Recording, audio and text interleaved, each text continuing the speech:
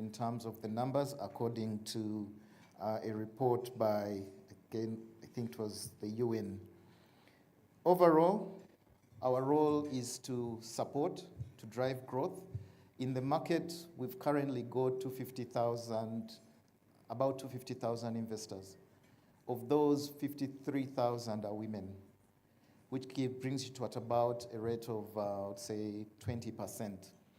Now, of those, 11,000 actually have holdings in listed companies. So, a big hand clap to you ladies who are actually investing in the market. That is not a small number, considering that some companies have as low as 2,000, 3,000 investors, but then there are those that have bigger numbers.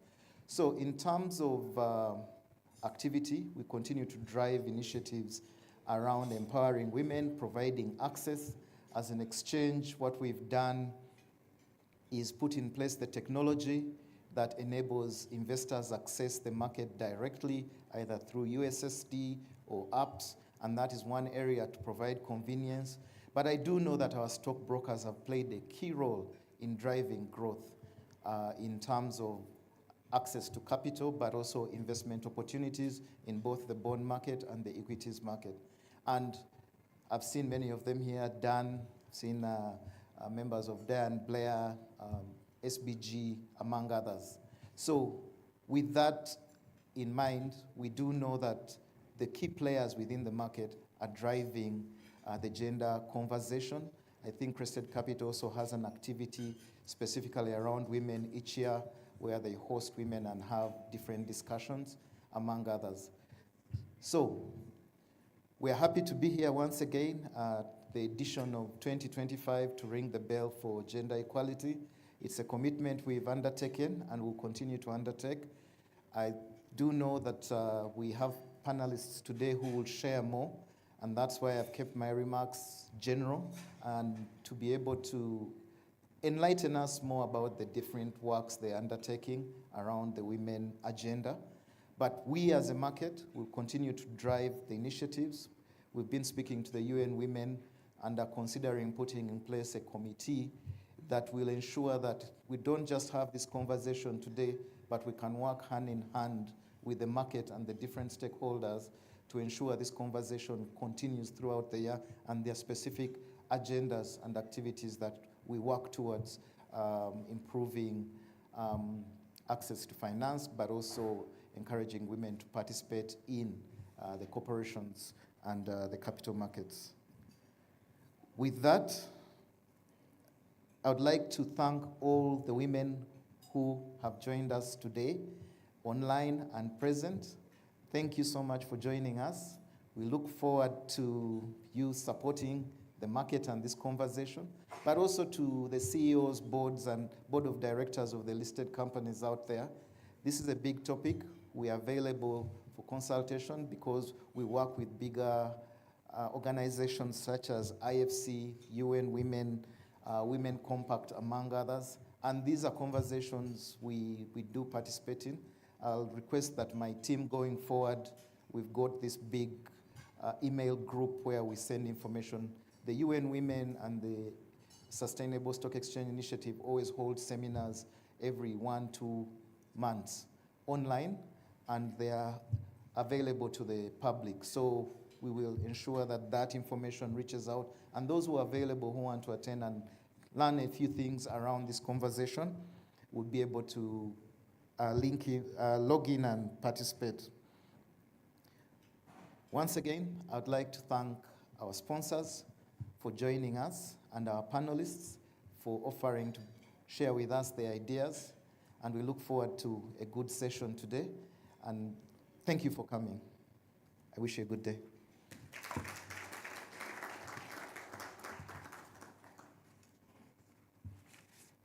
I'd like to take this opportunity to invite Dr.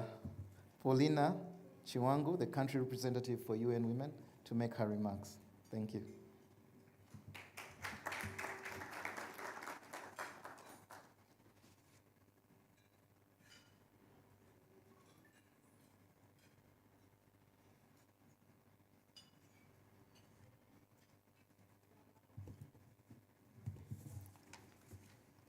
Good morning. Honorable Minister, we are expecting the Minister to be here, so let me say, Honorable Minister for State for Gender, Labor and Social Development, Disability Affairs, my brother, Mr. Paul Bwiso, the CEO, Uganda Securities Exchange. Please allow me to stand on the protocol which we've already established. Good morning again. I'm really delighted to be here this morning to join Uganda Securities Exchange and our private sector partners to once again ring the bell for gender equality. Congratulations to Mr. Paul Bwiso and your team for annually spearheading the organization of this event. Of course, we UN Women have been there coordinating with you, but you have been really spearheading, so congratulations. This partnership is a powerful testament to the collective commitment we share in advancing gender equality and empowering women in the private sector and beyond.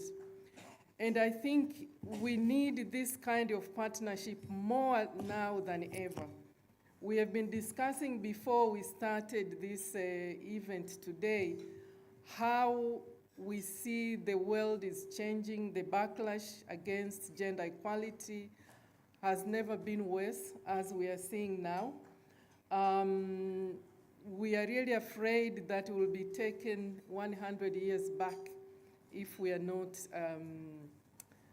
I don't know what we can do. I cannot say if we are not careful, because some of these things are beyond us. But I think such kind of partnership are very useful for us to be able to push back against the pushback. And I also want to mention that as we gather here today to ring the bell, to ring the bell for gender equality, we are also seeing this year, 2025, is a year of milestones. We have 5 years to deliver on the promise of SDGs, with SDG 5 at its heart. We have 25 years since United Nations Security Council Resolution 1325 on women, peace and security.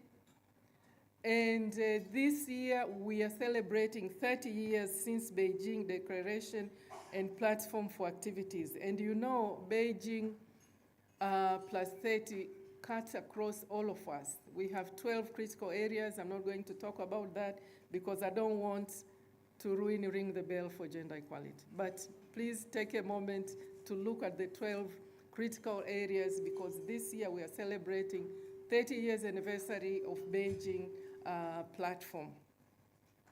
So for the 11th year, 115 stock exchanges around the world are hosting Ring the Bell as part of activities to mark International Women's Day, recognizing and raising awareness of the pivotal role of the private sector in advancing gender equality. Ring the Bell for Gender Equality Initiative is a very powerful platform that reinforces gender equality as both a fundamental right and a crucial business priority. So, ladies and gentlemen, by participating in this event, stock exchanges and their stakeholders affirm the commitment to foster inclusion. We know the theme for this year is breaking barriers, empowering women, transforming the economy. So it's very important to underscore that gender equality is not just a matter of social justice. It's a fundamental pillar for sustainable development and business success. We have to remind ourselves all the time. And research indicates that failing to invest in women and gender equality cost the global economy $10 trillion annually. I'm going to say that again. There have been quite a number of research which have been conducted, and the research is indicating that when we fail to invest in women and gender equality, the cost globally to the global economy is $10 trillion on an annual basis. In addition, we know that accelerating progress on gender equality in all sectors is very crucial to achieve the Sustainable Development Goals by 2030. And as I mentioned earlier, we have 5 years before we deliver the promises of 2030 agenda. So we have to do whatever we can to make sure that we achieve the Sustainable Development Goals. In that pursuit, UN Women's For All Women and Girls campaign, enshrined in the Beijing Declaration and Platform of Action, calls for renewed and increased global commitments and redoubling our efforts to achieve gender equality.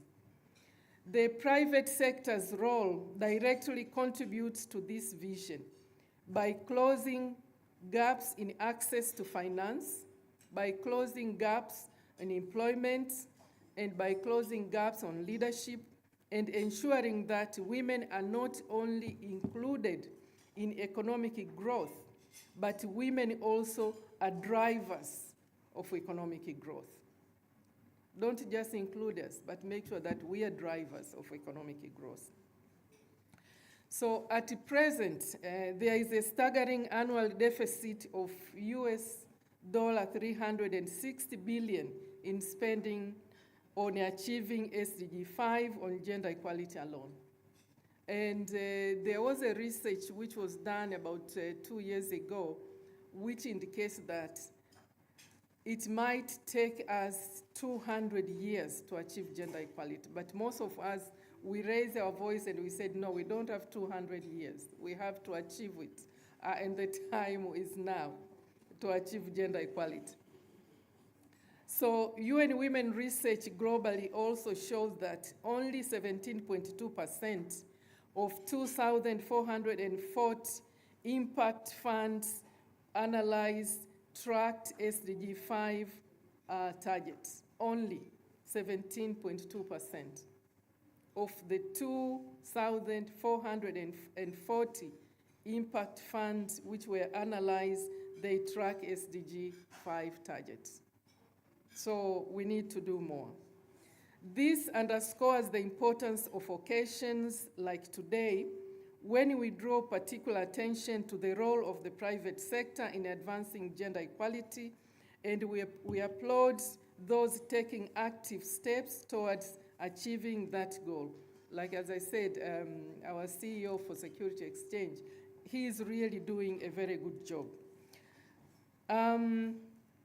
With your influence, with your influential role in setting the bar for your listed companies to contribute to gender equality, there are quite a number of things that you can do, and some of those things, Paul Wiso have already mentioned them, but I'll just mention also a few. So you can continue to encourage your listed companies to sign and adopt the Women's Empowerment Principles. This is a global blueprint to advance gender equality and women's empowerment in the workplace, marketplace, and community. You can invite your listed companies to make a public commitment to the Women's Empowerment Principles. You can also promote gender equality, listing criteria, and gender data disclosure. You can also develop new products such as sustainability-linked bonds with gender criteria and financial products that can help to advance gender equality. You can promote women's access to finance, encourage them to invest in public markets, and engage in non-traditional spheres. You can lead by example on issues sexual harassment policies. You can move from short-term budgeting to long-term financing for sustainable gender equality results. So today, after several years of commitment with the Women Empowerment Principles, we are calling on signatories to move from commitment to demonstrated action and accountability. It's crucial that we transition from mere pledges to tangible progress, ensuring that our efforts lead to real and measurable outcomes for all to see. Let the whole world see how committed we are. So this is why today I'm pleased to announce that we are proposing, and Paul mentioned it before, we are proposing that the formation of a multi-stakeholder, private sector-led accountability initiative, which is aimed at monitoring and ensuring companies deliver on the gender equality commitments which they have signed up to based on the Women Empowerment Principles. And my colleague is here, she will talk about this later, she will elaborate what exactly do we mean by this. So today we congratulate the Uganda Securities Exchange for taking important steps to advance gender equality along the 10 signatories that have joined the growing network of committed companies in Uganda. Yesterday when we were discussing about this event, I understood that we had 8, but this morning I was informed that we have 2 more who have joined, who will be signing today. So congratulations to the 10 companies. So thank you for being part of the progress of the progressive 36 securities and stock exchange around the world, and that have already adopted the UN Women Global Compact Empowerment Principles. UN Women remains your ally in your quest for gender equality, and we pledge our continued support to this very important initiative.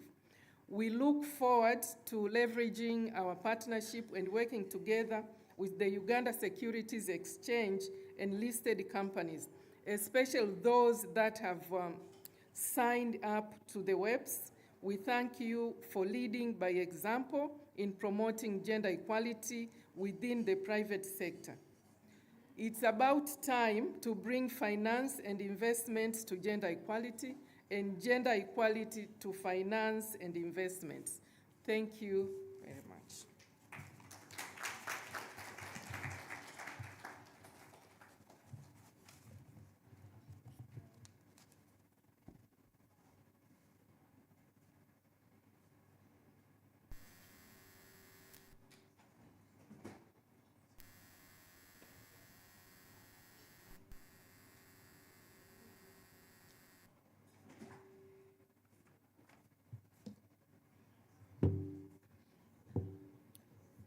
Thank you, Dr. Paulina.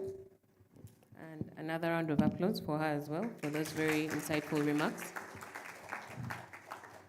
Right, and we're now going to have the national anthem, and that would mean that we now have our chief guest in the room. So I'll request that we stand up and have the national anthem before we continue with the program.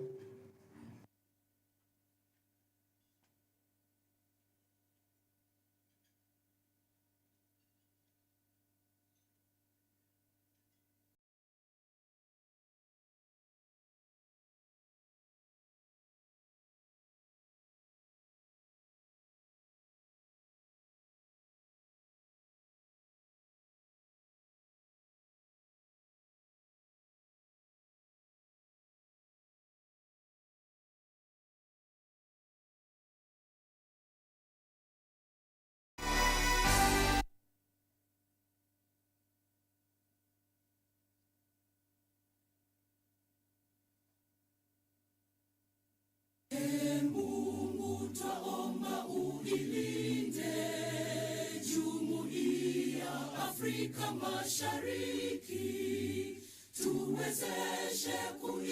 kwa amani, tutimize na malengo yetu. Jumuiya yetu sote tuilinde, tuajibike, tuimarike. Umoja wetu ni nguzo yetu, idumu jumuiya yetu.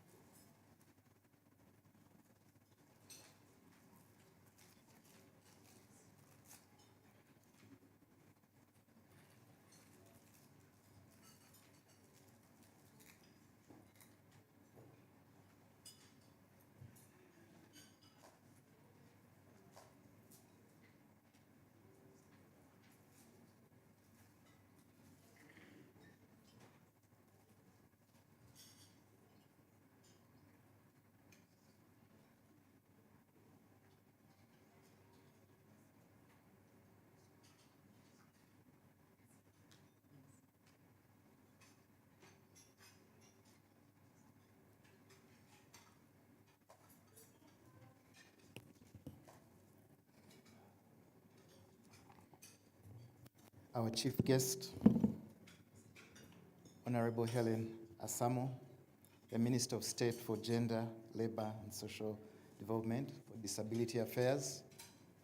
Ladies and gentlemen, I would like you to warmly welcome our chief guest today with a hand clap.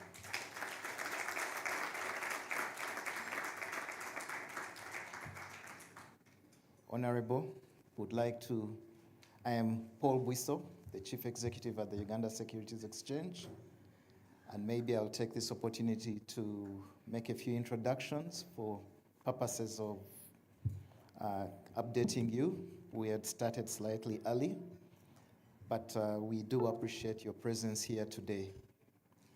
I'll start by introducing the CEO of the Capital Markets Authority, Ms. Josephine Osia. I'll also take this opportunity to introduce Dr. Paulina Chiwangu, the country representative, UN Women.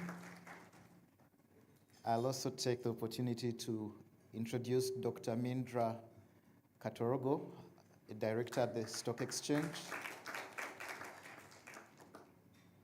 Ms. Renita Navisuvi is also a director at the stock market. And Ms. Jennifer is also a director at the stock market. We did start with a few remarks that led us to this point, and your timing was impeccable because right after Paulina's speech was your speech and the guest of honor remarks. So I'd like to take this opportunity to invite you to make your remarks today. Thank you.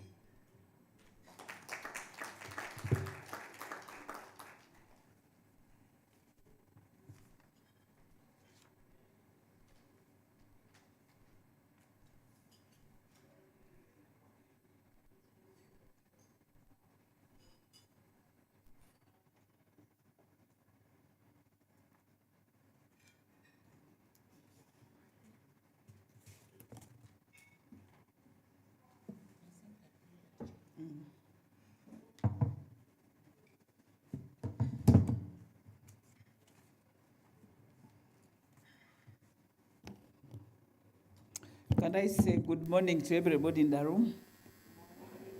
You have had breakfast. Good morning.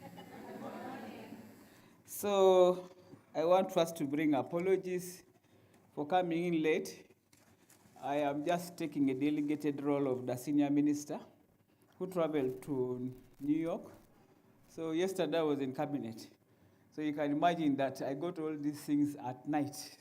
So try to connect the office, connect to make sure that I am here. So crucial because they provide us with a platform to reaffirm our commitment to change and make concrete steps over a more inclusive economy. As we ring the bell today, let it serve as a call for action, a reminder that the true progress requires us to break down barriers. And of course, you know the barriers. And the women here know the barriers. You know, when you're a woman and you become rich, you are mistaken.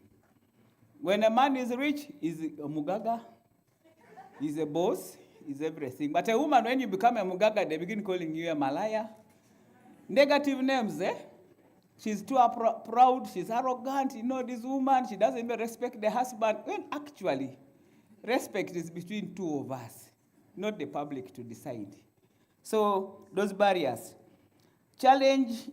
We challenge biases and create enabling environments where all individuals can contribute meaningfully to economic growth. We must continue advocating for policies and programs that promote equal pay, non-discriminatory hiring practices, and support systems that enable women and persons with disabilities to thrive in the financial sector and beyond. The government of Uganda remains committed to promoting policies that enhance gender equality and disability inclusion in all sectors.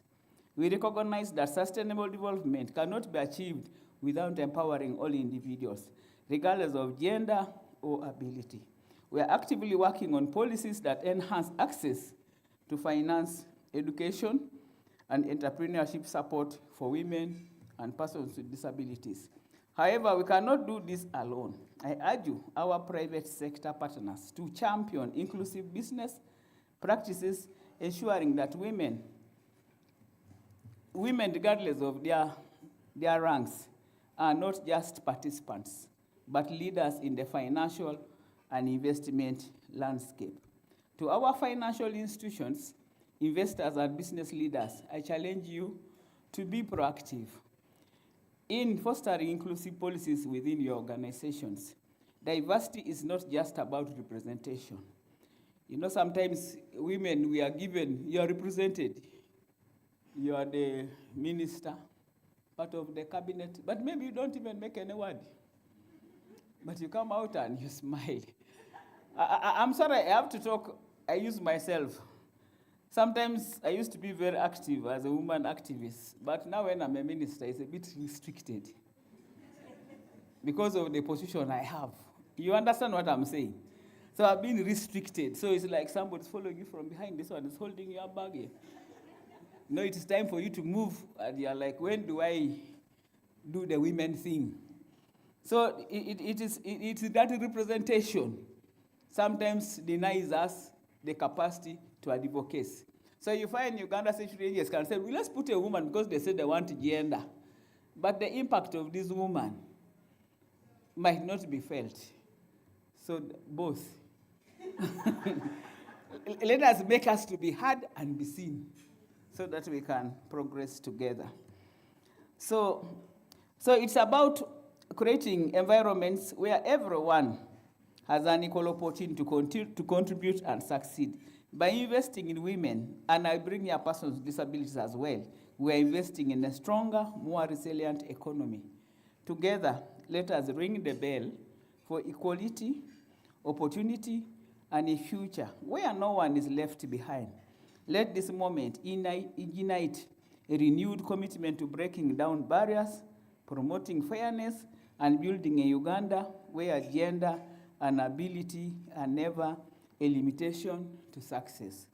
And I want to call upon especially the women of Uganda. As we ring the bell today, let us get involved into this market that most of us are still scared of. But I think with the ringing of the bell, that is already a sign that we are getting ready for whatever challenges we have and ensure that we shall succeed. I say all this for God and my country. Thank you.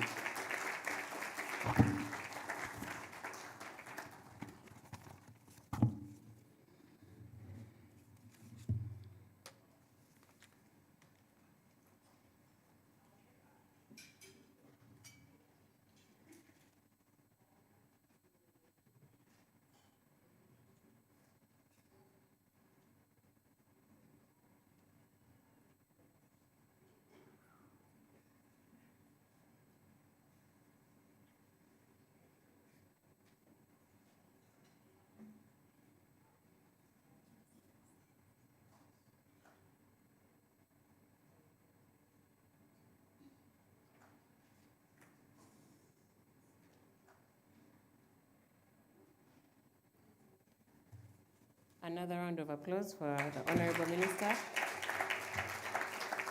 Thank you for those very, very insightful remarks. I think I liked the reference to the word boss most, and I hope I'll not say it in passing when I'm talking to Paul. Yeah, so thank you for enlightening us on that, for sharing your personal experiences, but also for emphasizing the need to create an opportunity for women to be heard and to be seen. So ladies and gentlemen, we are moving to the next item on the agenda today, which is the signing of the WEPs, which is the Women Empowerment Principles, and a very key part of this event today. We have a number of companies that will be signing the WEPs, and to take us through this session, we have the CEO of the Capital Markets Authority, Ms. Josephine Osia, and who will be supported by Mr. Paul Biso, CEO at the Uganda Securities Exchange. So we have a number of companies in the room, so I will just begin by reading them out as we prepare ourselves for that.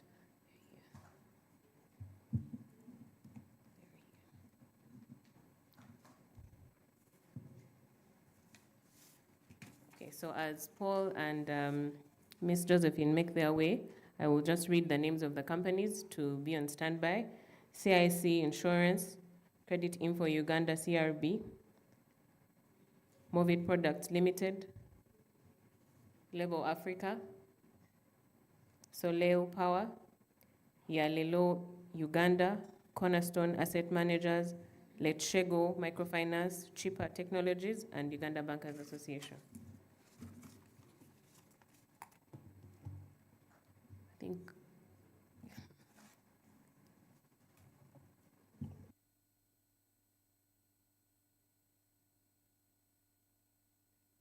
I will kindly request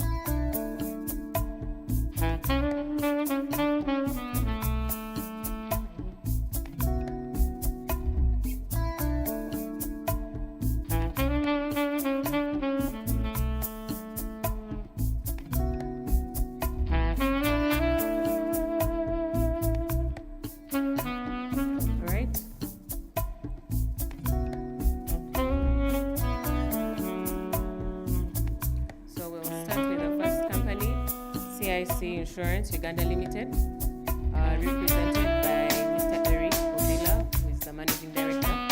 A round of applause as CIC makes their way.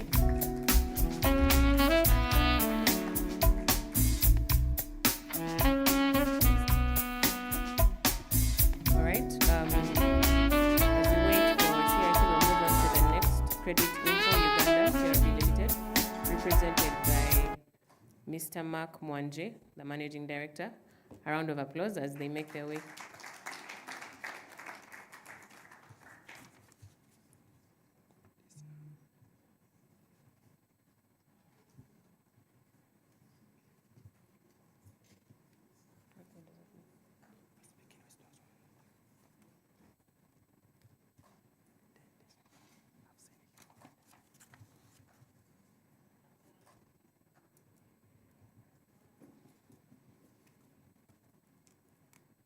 All right, and there you go. Credit Info Uganda CRB Limited. Congratulations on signing the WIPs.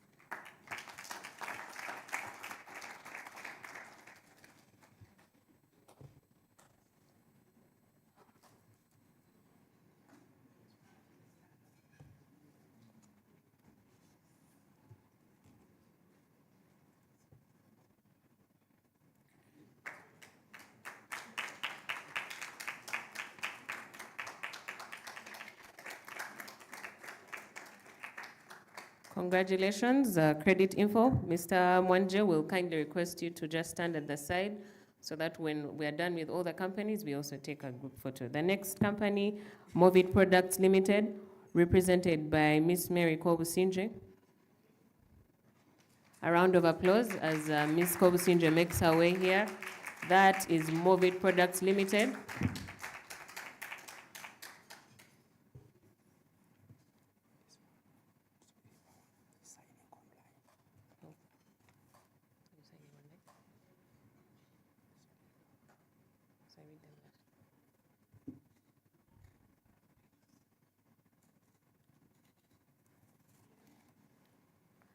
There you go, Movit Products Limited. Congratulations again and on signing of the WEPs.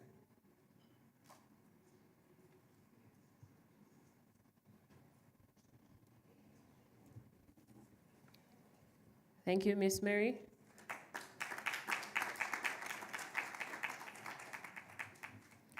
Next, we have Level Africa, represented by Mr. Abraham Banadawa, who is the Chief Executive Officer. A round of applause as Level Africa makes their way to signing of the WEPs. Congratulations.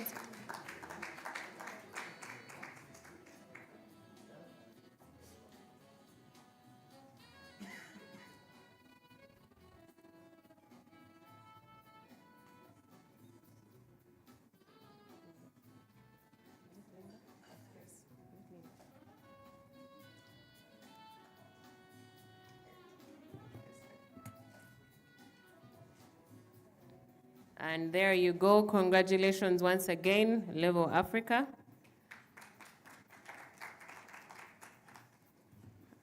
As Level Africa winds up, Cornerstone Asset Managers Limited will also be signing the WEPs. A round of applause for Cornerstone Asset Managers, represented by Miss Linda. Congratulations to Cornerstone Asset Managers.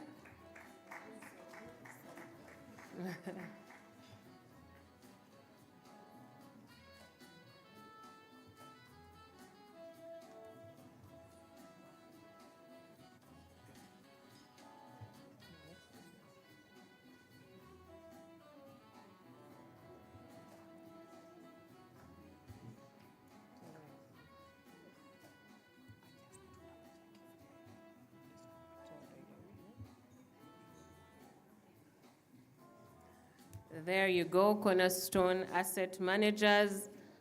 Welcome to the world of women equality. Next, we have Cheaper Technologies Uganda, represented by their CEO, Mr. Dan Tumuramye. A round of applause as Mr. Tumuramye makes his way here. Congratulations, Cheaper Technologies Uganda Limited.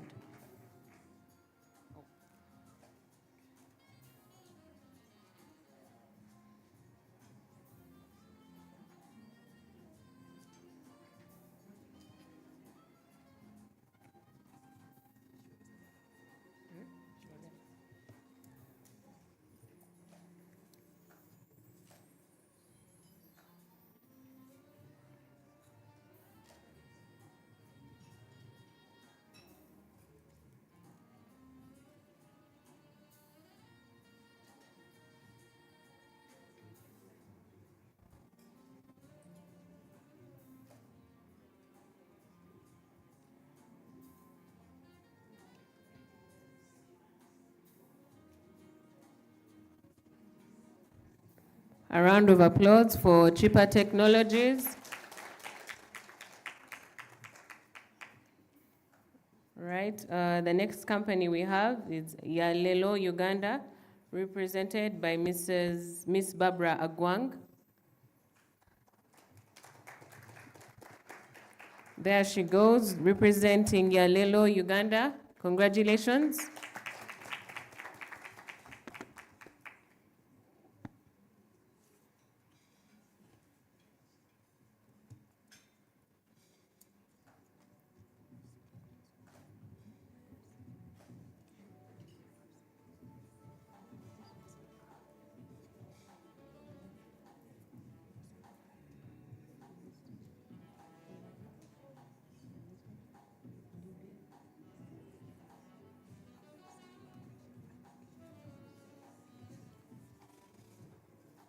Congratulations, Yalelo, Uganda, welcome, and we congratulate you on signing of the WEPs.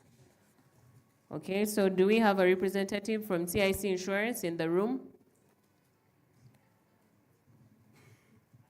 Letshego Microfinance Uganda, do we have a representative from Letshego? Uganda Bankers Association, do we have a representative? All right, we do have a representative, Miss Patricia Amito. A round of applause as Miss Patricia makes her way. Congratulations, Uganda Bankers Association, on the signing of the WEPs.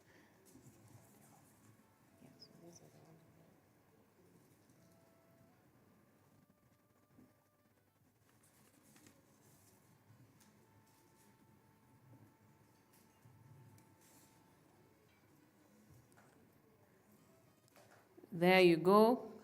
Uganda Bankers Association, congratulations and welcome.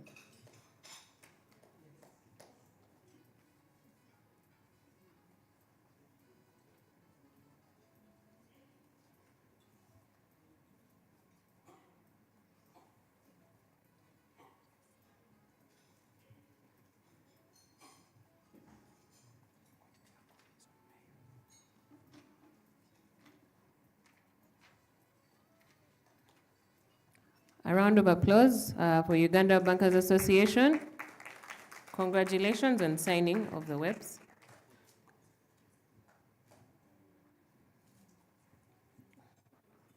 So another round of applause for our partners who have not been able to make it here in person, but have also acknowledged signing of the WEPs. That is CIC Insurance and Soleil Uganda, as well as Letshego.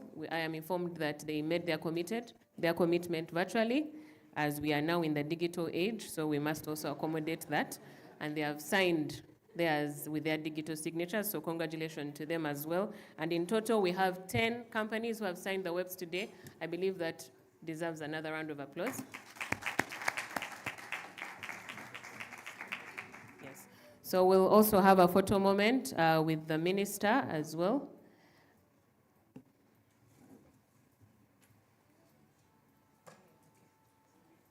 As well as board directors on the table, and also Dr. Thelma at the table as well, who is the board chairperson for Crested Capital.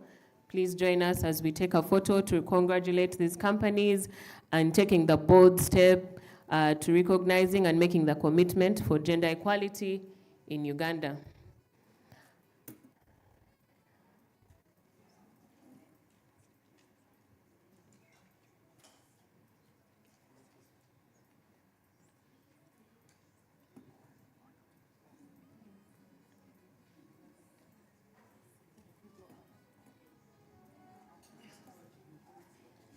Sorry.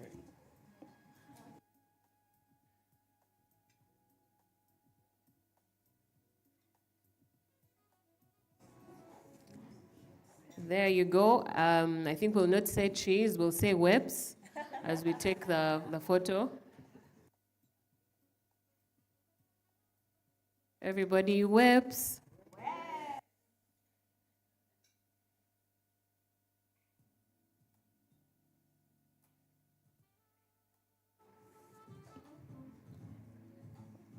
Right, thank you very much. I will kindly request you just to hold it a bit. We will be going to the next item on the agenda, which is ringing the bell, which is why we are here. And I'll request Mr. Paul Bissot to take over this part.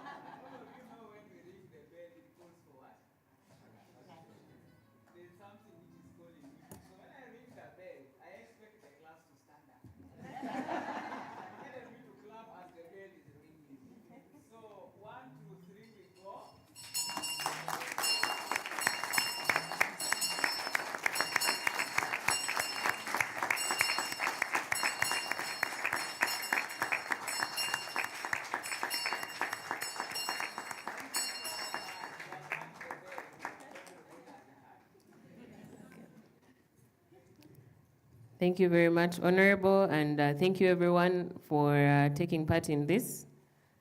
I will kindly request you to take your seats so that we can move on with the remaining items on our agenda. And another round of applause for the team.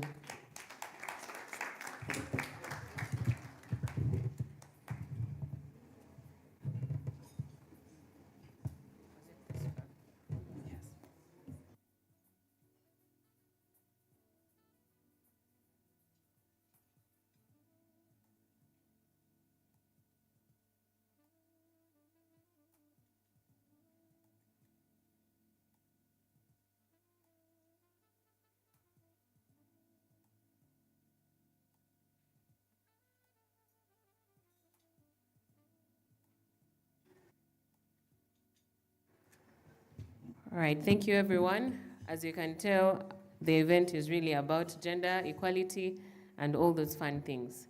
So on the next item on our agenda, we'll have a presentation from UN Women. It's a brief presentation on Corporate Gender Accountability Network. And to give us these remarks, we have a representative from UN Women, Ms. Adekemi Ndieli, who is the Deputy Country Representative at the UN Women. Ladies and gentlemen, a round of applause as she makes her way here.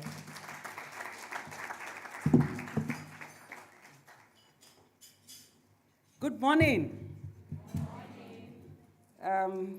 It's a pleasure to be here. The Honorable Minister who's taken her leave, Mr. Paul Buiso, my rep, Paulina, I think she must have gone out as well with the Minister, distinguished ladies and gentlemen, and my big sister. It's good to see you. Now, my role is very simple.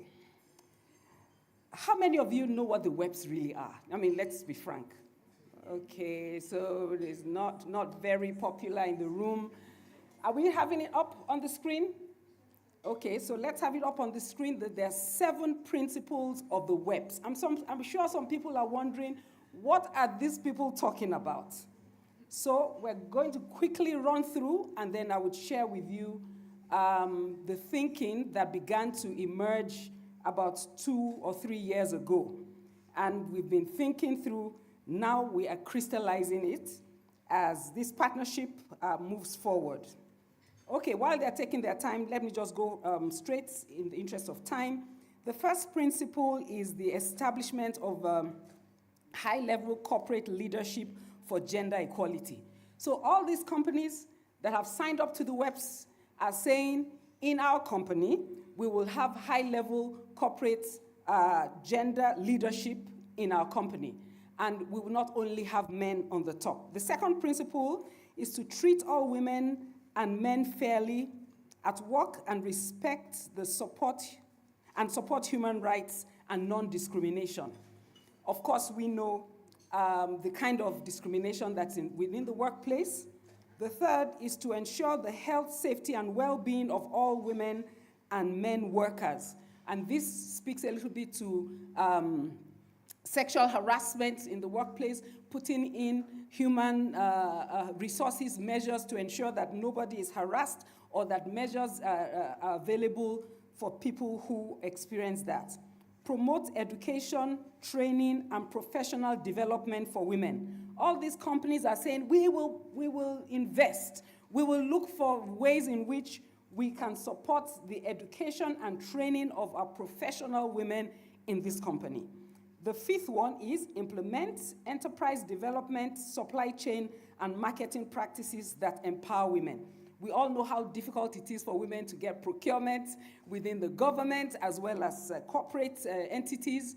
And this is where they're saying, we will put measures in place, affirmative action, and make it possible for women to get contracts from our company so that we can also empower women in Uganda. And there's just 2 more. The sixth one is to promote equality through community initiatives and advocacy. So they will be looking for ways and means through which they would advocate for the advancement of women in Uganda.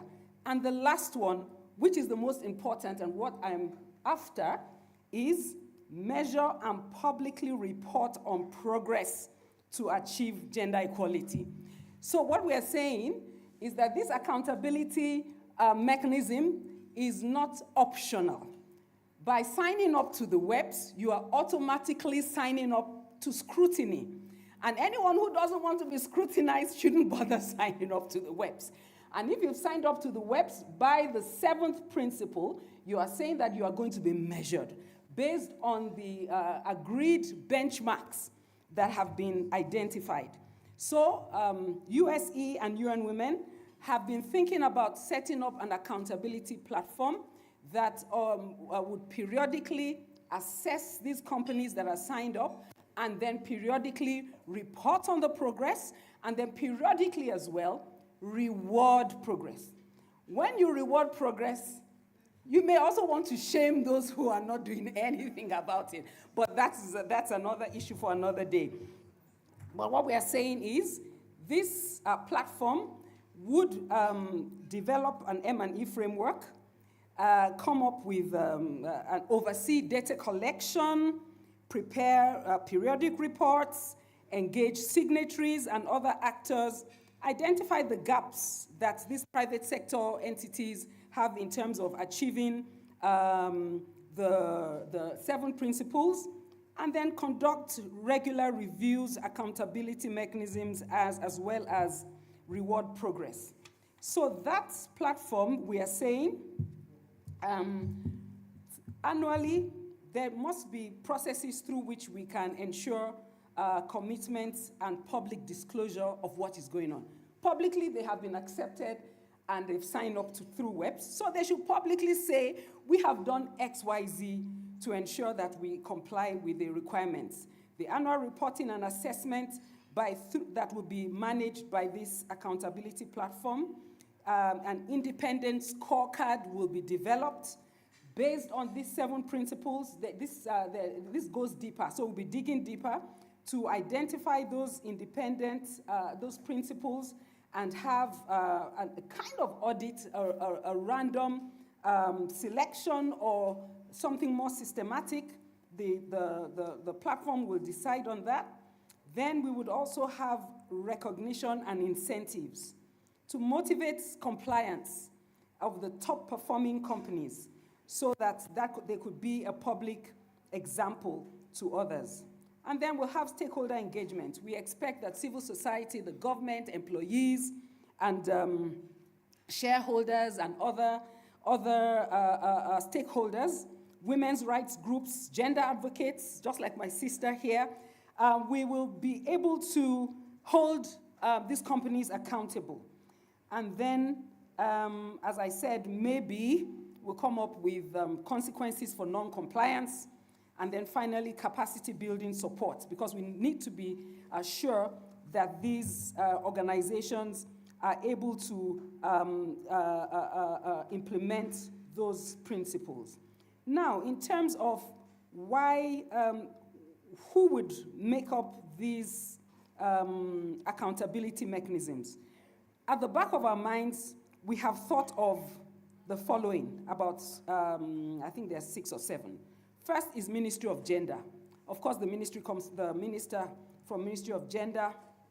They will ensure it's their role, and the rationale is that it's their role to ensure coherence and between corporate accountability and national gender policies. So they have a role to play, and they will foster collaboration. We're also thinking of Equal Opportunities Commission.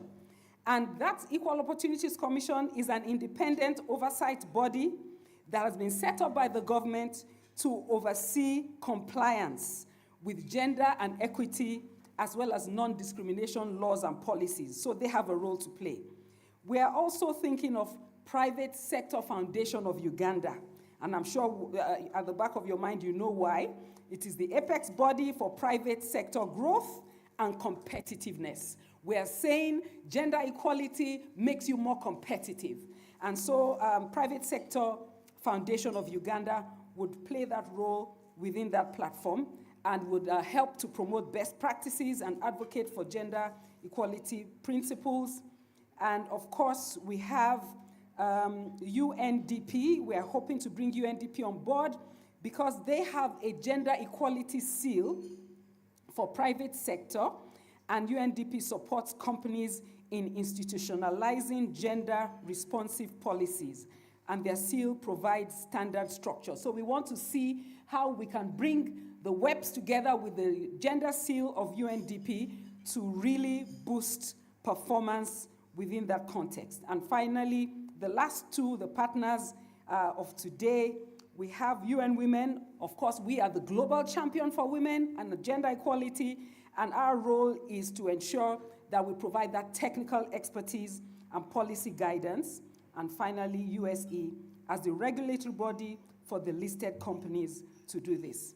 So this time next year, I am confident and hopeful that we will be able to celebrate the top ranking, maybe 3 companies that have been able to demonstrate that accountability and the commitment. So we're moving away from talk to action.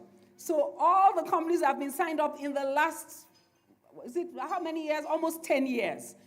We will be working very closely with you to ensure that you can comply with all these principles. It's no longer business as usual. From today onwards, it's business unusual. Thank you very much.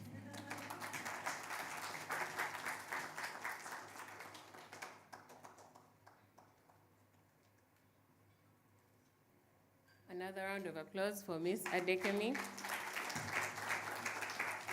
Thank you so much for demystifying the WEPs. I know there are a number of people who have been in the room and like, what is this thing, WEPs? So she has been able to make it very interesting, and I hope that even as you walk out of this room, you'll be able to, keep this in your mind and also continue on the discussion that equality indeed does mean business, and it's not just talk, as she said. So thank you very much. And we'll be moving on to the next agenda on the next item on our agenda as we come to almost the close. We'll be having some partner remarks or as well as some videos that from our partners. I just needed some confirmation if we'll be having any remarks from particular partners. And as we make that confirmation, DJ, please give us a music interlude for about 30 seconds.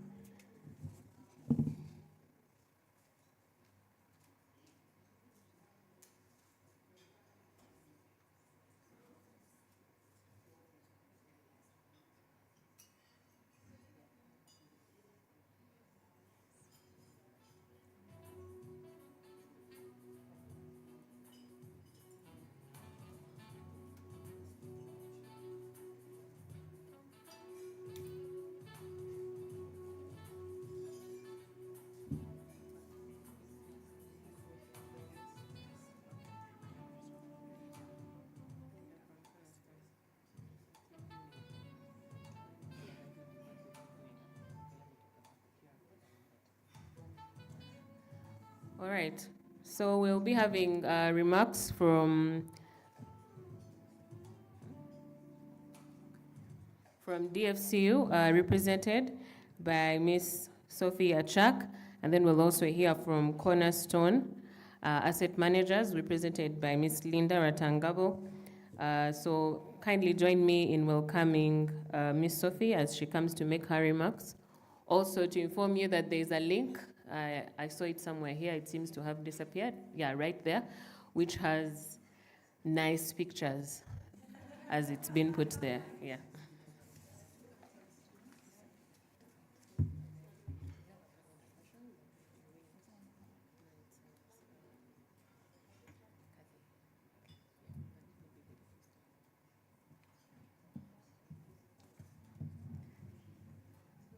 Okay, I hope the pictures are done. Good morning.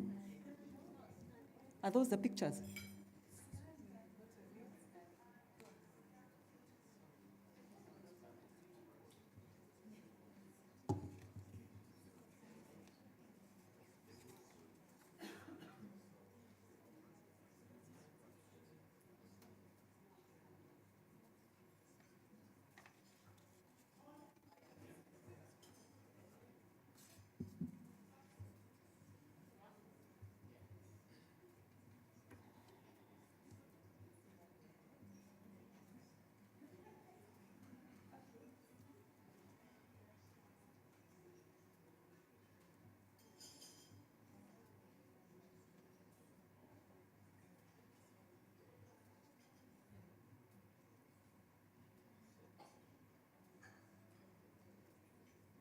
I hope we've taken the pictures.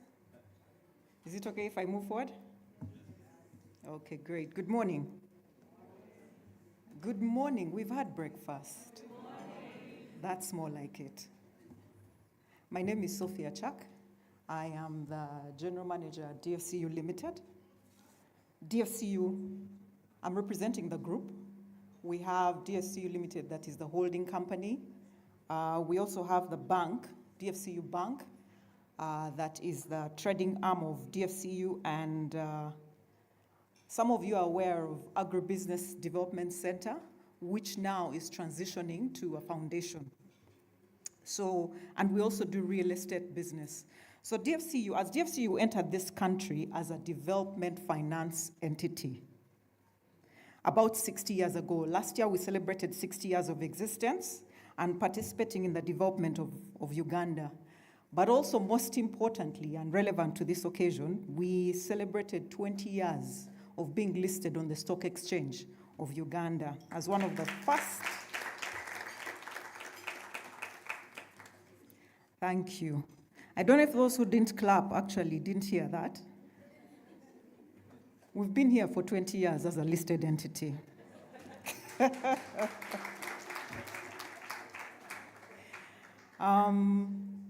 As mentioned, we have a commercial arm, the trading arm, the only trading arm, which is DFCU Bank. And I was just happy to hear that our guest of honor is actually our key client. So just to note that, yeah, to make emphasis that yes, we are very present in making sure that women are empowered, specifically with our women in business. And I think a number of you have heard about it. We have a specific focus on women, that is women in business, and we take care of all the different categories of women, professional, the smallholder farmers. And just to speak about our Agribusiness Development Center, we have trained nearly over 31,000 women. Specifically, it's a broad section of women and men and youth, but to be specific, women, 31,000 across the entire scope of very professional all the way to the smallholder farmers. So just to speak about our focus on the transformation of this nation, development, as we entered into development finance company, as we entered into this nation, we remain very focused on driving the development of this nation, transforming the growth of the businesses and individuals. And we know that if you train a woman or if you focus on a woman, you definitely have focused on development of this country. So we remain strong partners, and that's really why we actually partner with the USC and all the different partners that we have to drive that agenda that we are here for. So that even in the next 60 years that we are here, we are focusing on development together. I know we have seen different scenes on the global scene, different things happening on the global scene recently, where the funding is being stretched. I think what that tells us as a continent is that we need to work together to help the development of our continent. And as DFCU, that's what we're going to focus on. I've mentioned about our women in business, but also partnering as a key focus area. Forgive me for bending over. I am tall. Okay, I have an enhanced height, so I have to make sure. I'm trying to find a way to make sure I can be heard. So one of the ways we partner is through the circles, yeah? We know that if tagging had a personality, do we know what tagging is? The young people, I guess, know what that is. But if tagging had a personality, it would be a woman, isn't it? Women, we don't go alone. We'll carry everyone and everything. And if maybe in the statistics of those who have invested in the stock exchange, you hear about in trust for, different people investing in trust for their children. I can bet you that the majority are women who have invested in trust for their children. So what we're doing as DFC is to train a number of these women to ensure that the development is not just happening at a professional level, but also at the lower level, so that that investment, as their businesses grow and get stronger, we will not only have the corporate entities like DFC and all the listed entities as the only traded entities. We also have these smallholder farmers who are developing structures in their business, driven by ladies, developing structures in their business, so that at a point in time, you and I will actually be investing in Ugandan businesses. That as in the next 50, not even 50, in the next 30 or so years, we'll have some businesses that are Ugandan businesses that are actually calling the shots in this nation. I don't know how many of us look forward to that. Yes, I like the excitement, dear director. I like the excitement. And we are in it with you. So we are saying that we'll continue to partner with the USC and many other partners, because we are at the cusp of transformation of this continent, in my opinion. So all of us have to have all hands on deck. So I'll invite you, and I know time is limited, I'll invite you that whenever you do have time, do take a look at the proposition we have for women. Our representative, our previous speaker spoke about the WEPs. When she spoke about them, if the competition was to start today, for us, we are ready. We are complying. We're not just talking, but we actually comply with all of them. So just to reiterate once again, it is a pleasure to partner with the USC, and we look forward to the time when actually the capital markets, that is a development tool for any country, is the one that calls the shots, not just the financial markets. The financial markets is very short term, but capital markets is the investment that we need for this continent to move to the next level. And what we're saying as DFCU, we are in it, along with all the women and all the other stakeholders, to ensure that this nation moves forward. Thank you very much.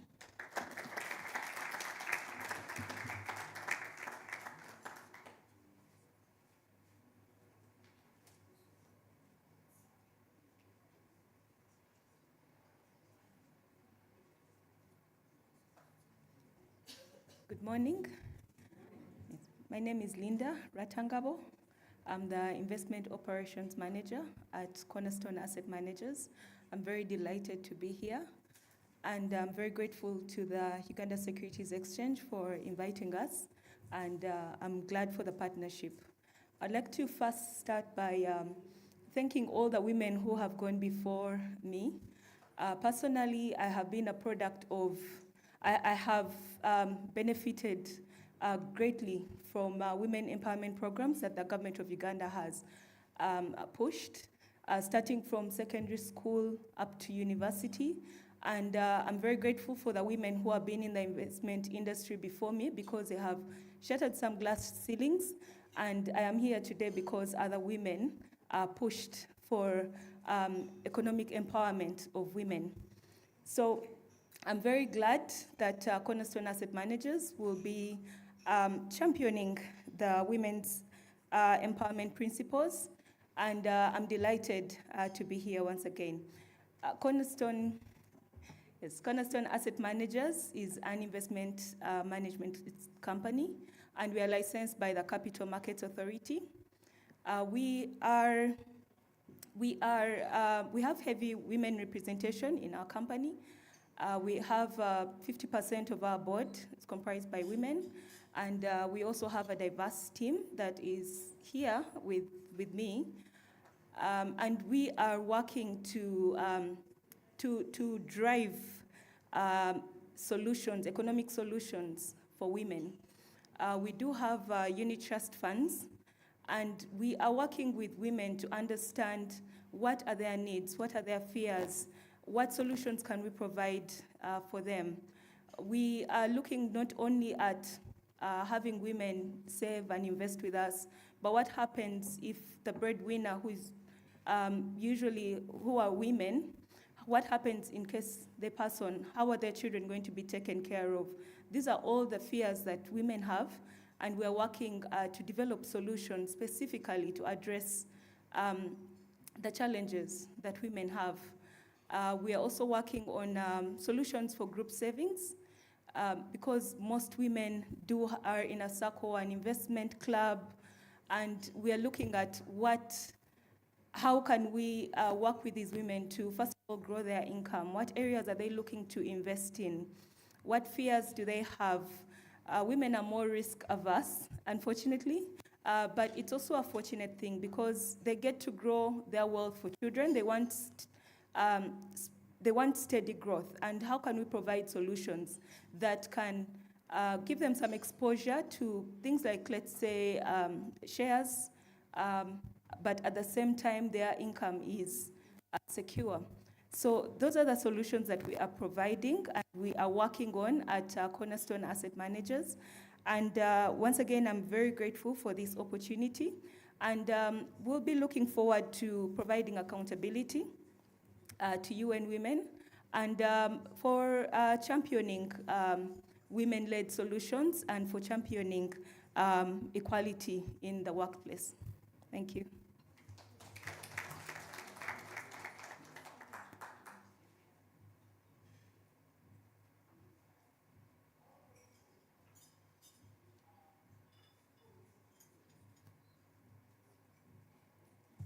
Thank you, Linda, and thank you, Sophie. Another round of applause for the ladies.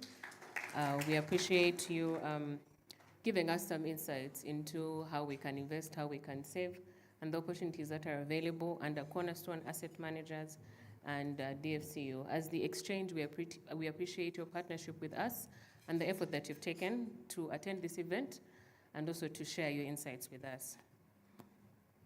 Ladies and gentlemen, we are now coming towards the end of the program for today, and we would like to wrap it up with a panel discussion, breaking barriers, empowering women, and transforming the economy. So we lined up for you today. We have an interesting panel, and I will start by reading out their names and just give you a brief profile about who they are before they come up to the stage and tell you all not only about themselves, but also to share their experiences, their insights, and hopefully to inspire all the women and the men in this room today. Our first panelist is Ms. Kathy Adengo.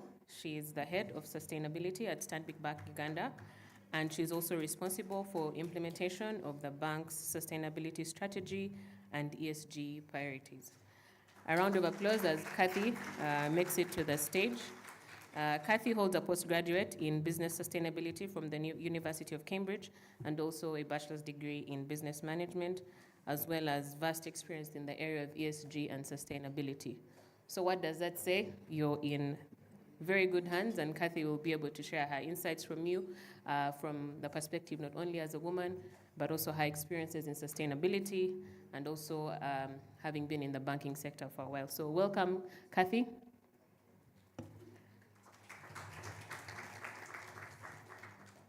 Right, the next speaker who I will welcome is Associate Professor Dr. Rachel Mindra Katorogo.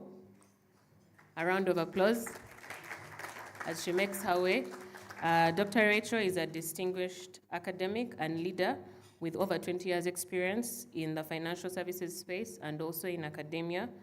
Dr. Rachel holds a PhD in finance from University of Witwatersrand, South Africa, and other advanced degrees in money, banking and finance from Loughborough University.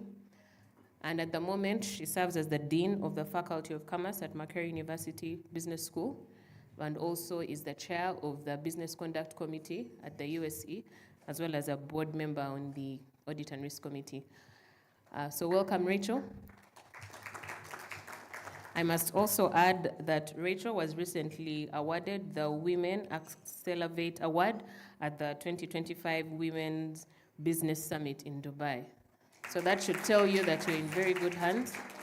And Rachel will share her insights on that, but also on the aspects of financial inclusion. Are we excited? Should I continue? All right. So our next speaker is a gentleman. Can we clap for that? I said that because I didn't want him to feel lonely, but also I wanted him to feel like, yeah, we are all inclusive as much as it's a women's event. Yeah, so our next speaker is Mr. Abraham Banadawa.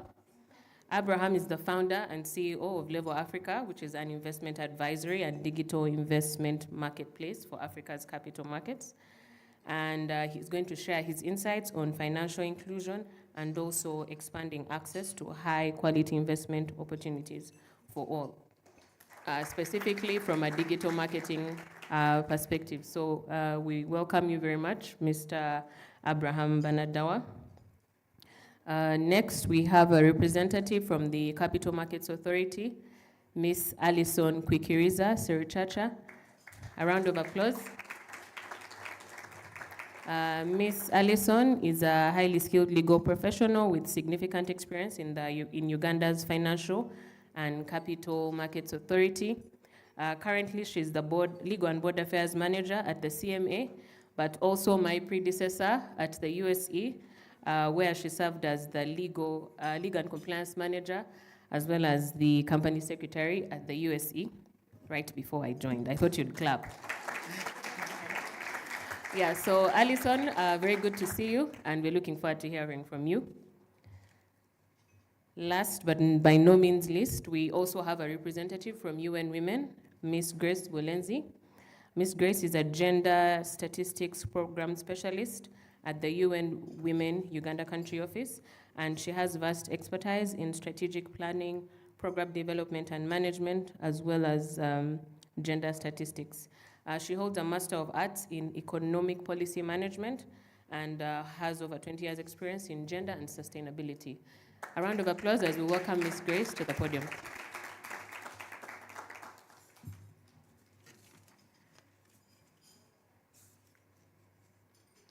Okay, I was just making sure I had not forgotten anyone. So welcome, ladies and gentlemen, to this panel discussion. I can tell that the crowd is not only excited, but very enthusiastic to hear from you.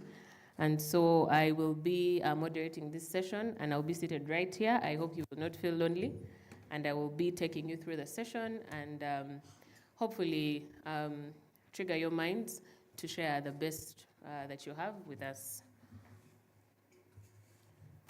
So we'll get right into it. I will start with Kathy. Yeah.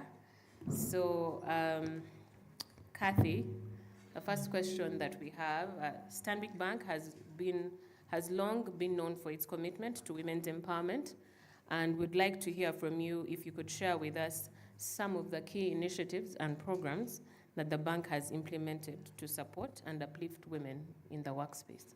Okay, thank you very much. A very good morning to you all. I hope the breakfast has really sat. First of all, allow me to congratulate the Uganda Securities Exchange and UN Women for bringing Uganda this far. Please, a round of applause in promoting what the listed companies are being able to do in the private sector to empower women and uplift women, not only in our workplaces, but also through businesses to drive economic growth. So what I'm very proud of, a fact that most people may not know, Stanbic was the first signatory of the WEPs. We were the very first ones, and I do recall that day, and it was actually a significant milestone for us, because along with that, we were able to also carry on to sign on to the UN Gender Equality Seal Certification Program, to which we also received a gold certification award. So we thank the UN for recognizing Stanbic's efforts and also for what we've been able to do.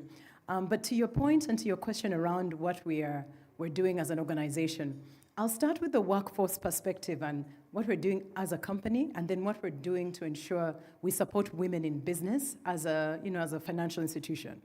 So first things first, I'm so proud to say that out of 1,700 employees in the bank, 52% of them are women. So a round of applause for that. And the reason why this is significant is because 10 years ago, that figure was only 35%. And it has changed with that deliberate effort through the HR policies, the leadership programs, to be intentional. Banking was a man's world. It used to be a man's world, but now it's a woman's world. You'd go to the till, and I remember, and I'll give it a very simple example. There were times when people wouldn't trust a woman at the till because they didn't believe women handled money. Yes, there was a time because people didn't believe that women had the ability to handle money. But today, the amount of trust that people put into each and every one of us to be able to lead has come so far in banking. For Stanbic, and I'm sure for a lot of other banks, these statistics have changed, but they've been because of deliberate human resource policies and programs and the principles we sign up to that ensure that this is happening. Another very key point is 50% of our leadership team, the executive management, are women. Our head of IT and engineering, fantastic lady. She's responsible for all your ATMs running, for making your bank card work. All of that functional, really complicated work is handled by them. Cybersecurity work, our team have women. Women in technology, we have a program for them. We're encouraging more women to join technology because we found that it was an intimidating space, and I'm sure the telecoms feel the same. To find more women engineers is very hard. So you have to be very deliberate in doing that. And I'm so proud of our engineering team for trying to put that together. But along with that is also just a very focused leadership approach all the way from the chief executive to the board on what we're trying to do to promote women within the organization. So one of the fundamental programs, which was game-changing, and I've also been a part of it, is a program called Ignite. Ignite is a women's leadership program that has been helping us track this progress for women progression and actually enabling that promotion of women within different levels of the organization. I'll reference our report to society. You can read it. It's a public report to show you the progress we've made over the past 5 years with Ignite. But what Ignite does is that it gets women, first of all, out of their comfort zones. Because trust me, I'm sure there are women who sit and say, do I need to be a boss? I think I'm comfortable with my space. But what I realized when I went through Ignite and meeting 200 other women who went through it, was just breaking the norm of that lack of risk-taking and dealing with you as a human being to say, you have potential for greatness and you can achieve that greatness. You don't hear it in your curriculum, you don't hear it at school, you don't hear it anywhere, but to have a program in a bank that tells every woman you have the potential for greatness, you can achieve anything you desire, is very important. And that's what Ignite did, at least even for me. It was one of the major steps I took as well in setting up sustainability and ESG, which is now why social economic impact is very important as a portfolio for what is driving the bank today. And because of that inspiration, I've been able to take a leadership position in driving sustainability across the bank. So just to briefly summarize, the bank is being very, very deliberate in all that work. And of course, I'll speak later more to the financial inclusion on what we're doing with a product called Stanbic for Her.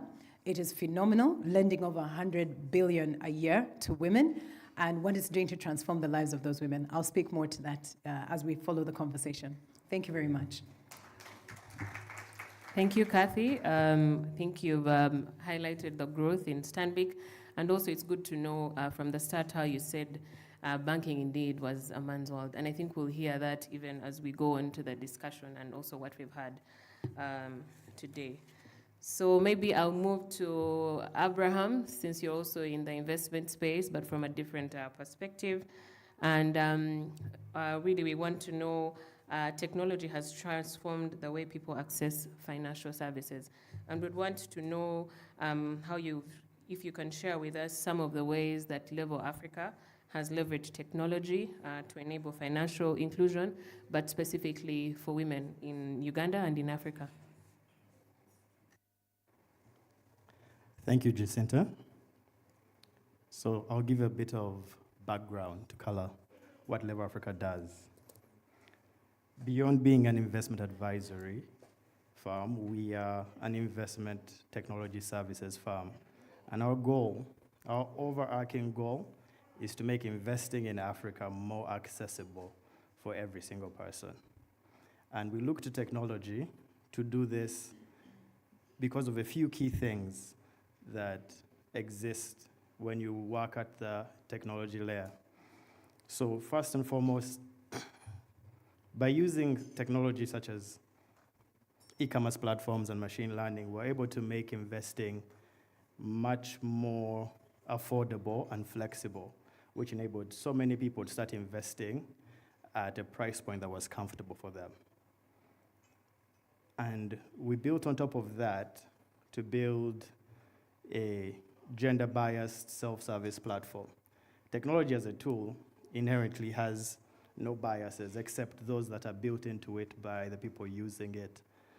And then we noticed that not only did we have a large uptake of women signing up to invest through Level Africa, but even the conversion rate when it came to women was initially surprising, and now it's actually something we are very proud of. For every 2 women who sign up, 1 proceeds to make an investment. This is way ahead of men.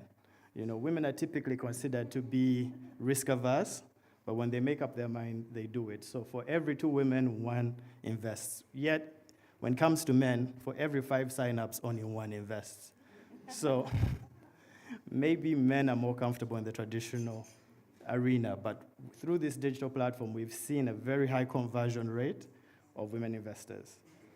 We've also been able to use the technology to disseminate the information freely and to empower women's groups, because women, unlike men, they tend to share what they're doing actively. We've seen that when we educate one woman on investment club or on financial literacy, she brings along her sisters, her mother, her daughter, her friends, and there's that knock-on effect, which is why we actually spent last year giving away free investment and financial literacy courses to SACCOs and women's groups.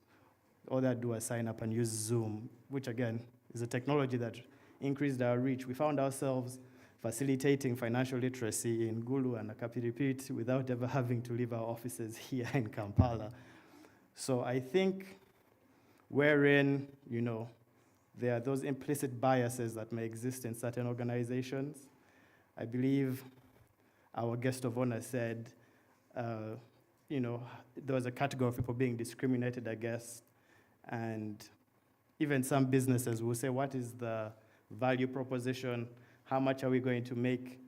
But we've noticed that by lowering the cost of servicing a client to virtually nothing, we have women who've been able to save even, sente za muchara, za kameza, what have you, over time. There's a lady, and she's one of our star clients in office. We'll have to talk about her because every single day, at 8 p.m., whatever mobile money she has left on her account, she sends it through. So it's about making investing easy and accessible, and then we'll have more people, more women investing. Thank you. Thank you, Abraham. And you've heard it right from the horse's mouth that they've offered free investment classes. I don't know if that offer is still available this year, but I guess you'll have a talk with the team after. But it's good to know that there are those opportunities, and also how to make investment easy. As you know, we're in the digital age. Abraham also spoke to the fact that technology has no bias, and I think that's really where we're moving today. And so, still on the subject of bias, Miss Grace from UN Women would like to also hear what are some of the initiatives that UN has taken to support financial inclusion of women in both rural as well as urban areas, and for women in Uganda, as Abraham already talked about Gulu na Kapiripirit. What has the UN Women also done to increase access to financial services?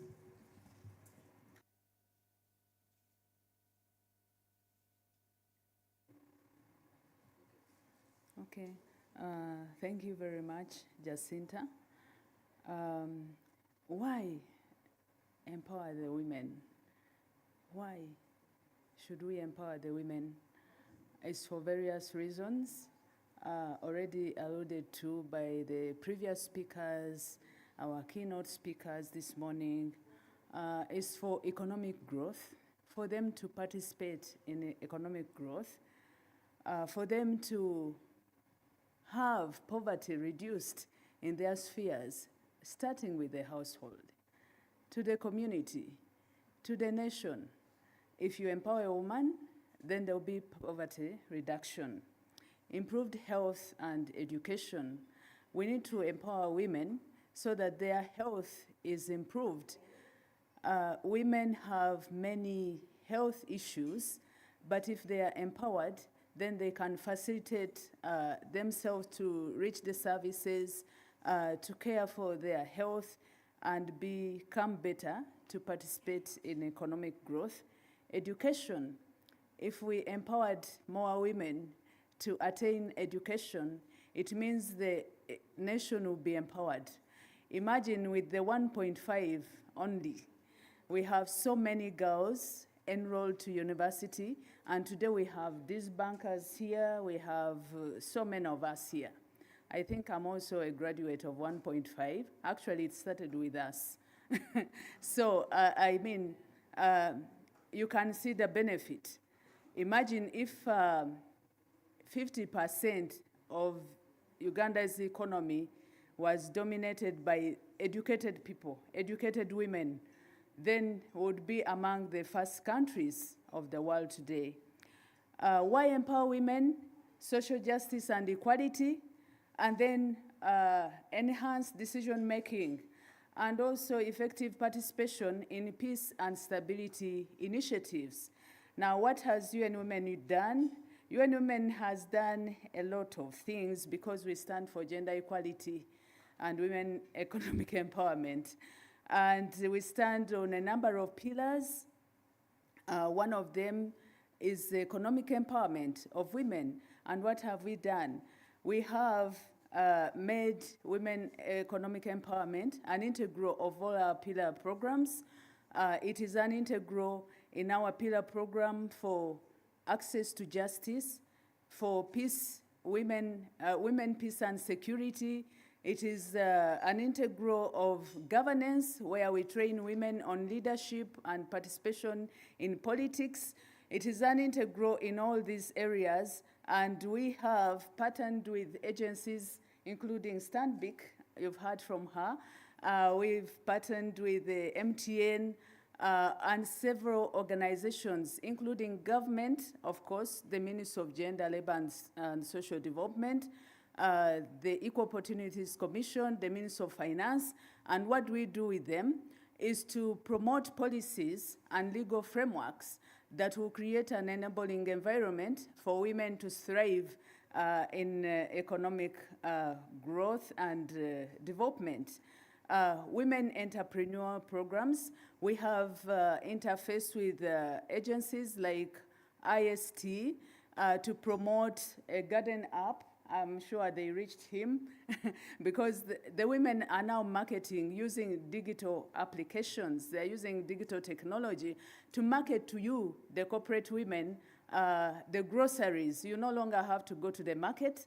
They are packaging everything. You provide a menu, you order on digital application, and it is delivered to you. So it saves on the time. What else do we do? Influencing policy and legal frameworks. We operate, creating this environment will be facilitated by policies, for example, the gender policy, the sexual offenses bill, and several others to mention. Then the community level interventions, we operate at community level as well, supporting community-based organizations, civil society, to reach the unreached. In the framework of the Sustainable Development Goals, you are aware that there is the human rights and also the leaving no one behind principle and the gender equality to be promoted along all the 17 goals. So what have we done in this? We reached the most at risk, and through this we do financial literacy, we do village savings, community associations, reaching those bottom women to also participate in financial and credit management to improve their livelihoods. I'll stop there. Okay. Thank you. Thank you so much, Grace. You've heard about the Garden app. If you've not heard about it, I think you should take advantage of that. You don't want to be going to the market in your heels, right? Yeah, so supporting the women, but also encouraging the business as well. And also, Grace, you mentioned how you benefited from the affirmative action. And we are blessed today to have someone in the education sector, Dr. Rachel Mindra.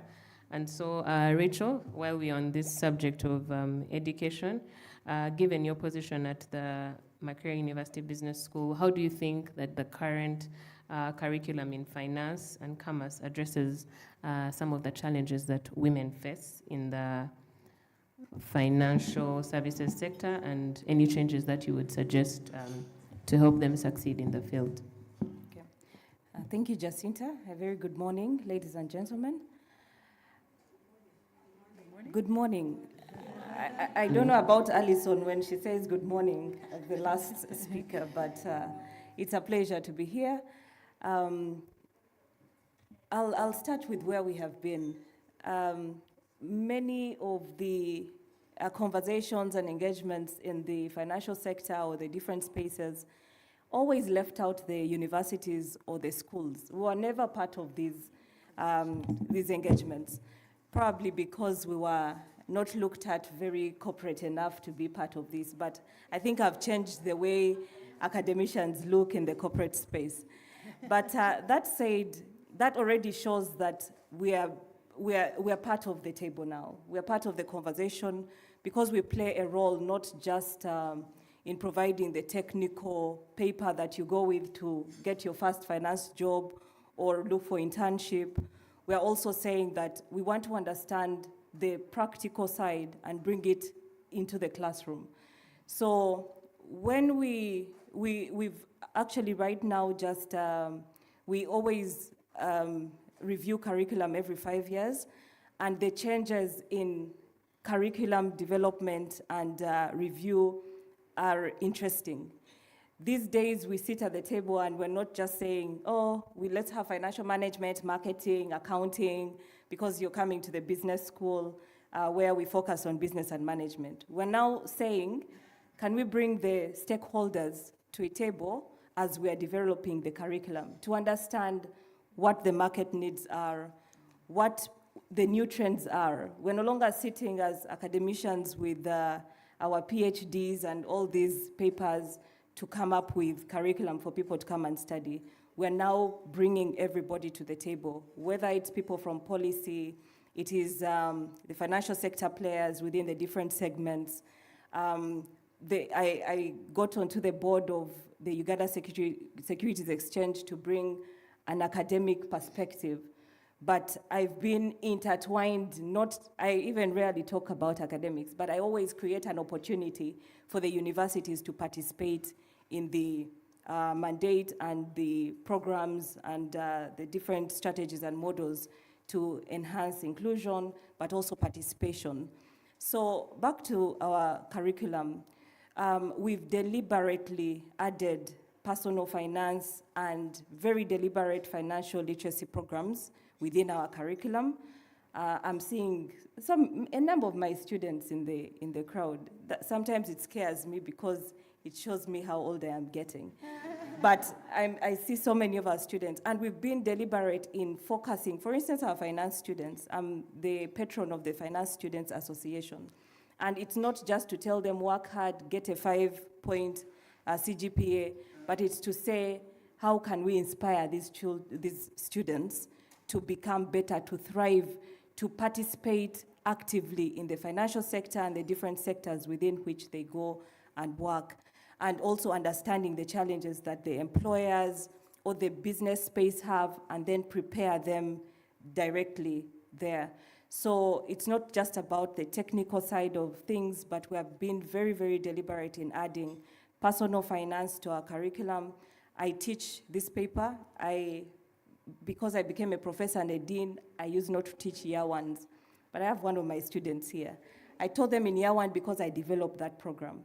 And in that program, we teach them not just to save and invest, but we actually tell them, one of the assignments is go walk down from Makerere University Business School to the Securities Exchange, open a SCD account as part of your coursework.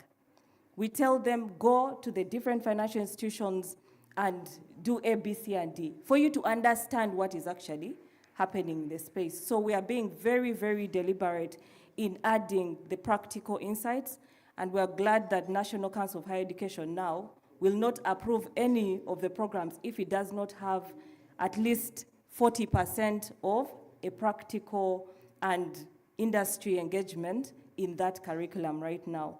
So we don't want to continue being labeled as theory-based institutions, but also say that we are moving the agenda to become more practical-oriented. And now we have children coming from the new curriculum. Okay? We have to, not all these students are going to study abroad. They have to come to our universities. Makerere, everyone wants to come to Makerere, I can tell you. So we have to live up to the party. We can no longer say everyone will come to Makerere, but what are we offering in terms of producing a better graduate? Producing a graduate that is not going to be a burden to the employer in terms of training, in terms of mentorship, and that takes me to another part of what the university is doing.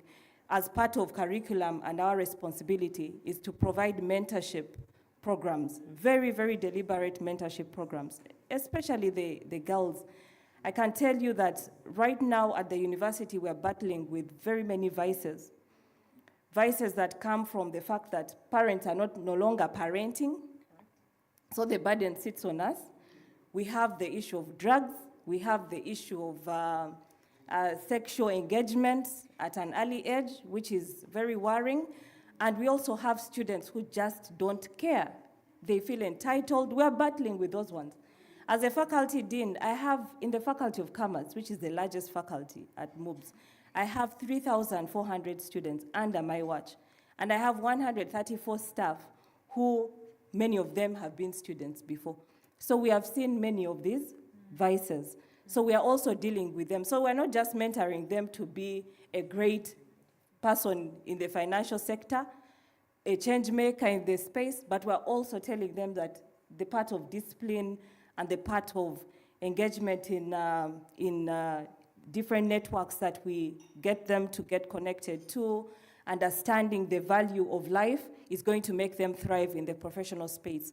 So I want to say that we now have a multi-pronged view of curriculum and also engagement of our young people within the universities. I'll pause there and we'll speak about other aspects as the conversation goes. Thank you. Thank you, Dr. Rachel, for demystifying academia and also showing us the relationship within the financial services sector, but also for encouraging the students to open SCD accounts. And I hope that student of yours in the audience has opened an SCD. You may make her fail her coursework, we don't know. Right, okay. So we'll move on to, from the regulatory perspective, we have heard from academia, and we have Alison from CMA.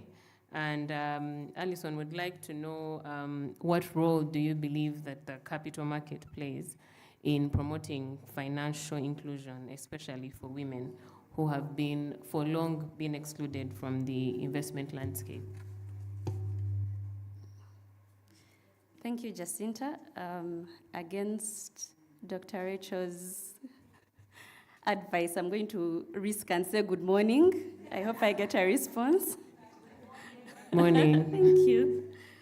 I just want to first start by saying I'm delighted to be here, and especially to witness the signing of the WEPs by 10 new companies. Sophie, we were together when Kathy, we were together when Stanbic first signed the WEPs, and part of the team that went on to encourage at least 7 listed companies to sign the WEPs. So it's a real honor to be here to witness this milestone of the 10 companies. I'd like to say congratulations to the exchange, the team, and congratulations to the companies. And for the UN Women, I look forward to the accountability portion of this journey so that we can crystallize the commitments that we started 6-7 years ago.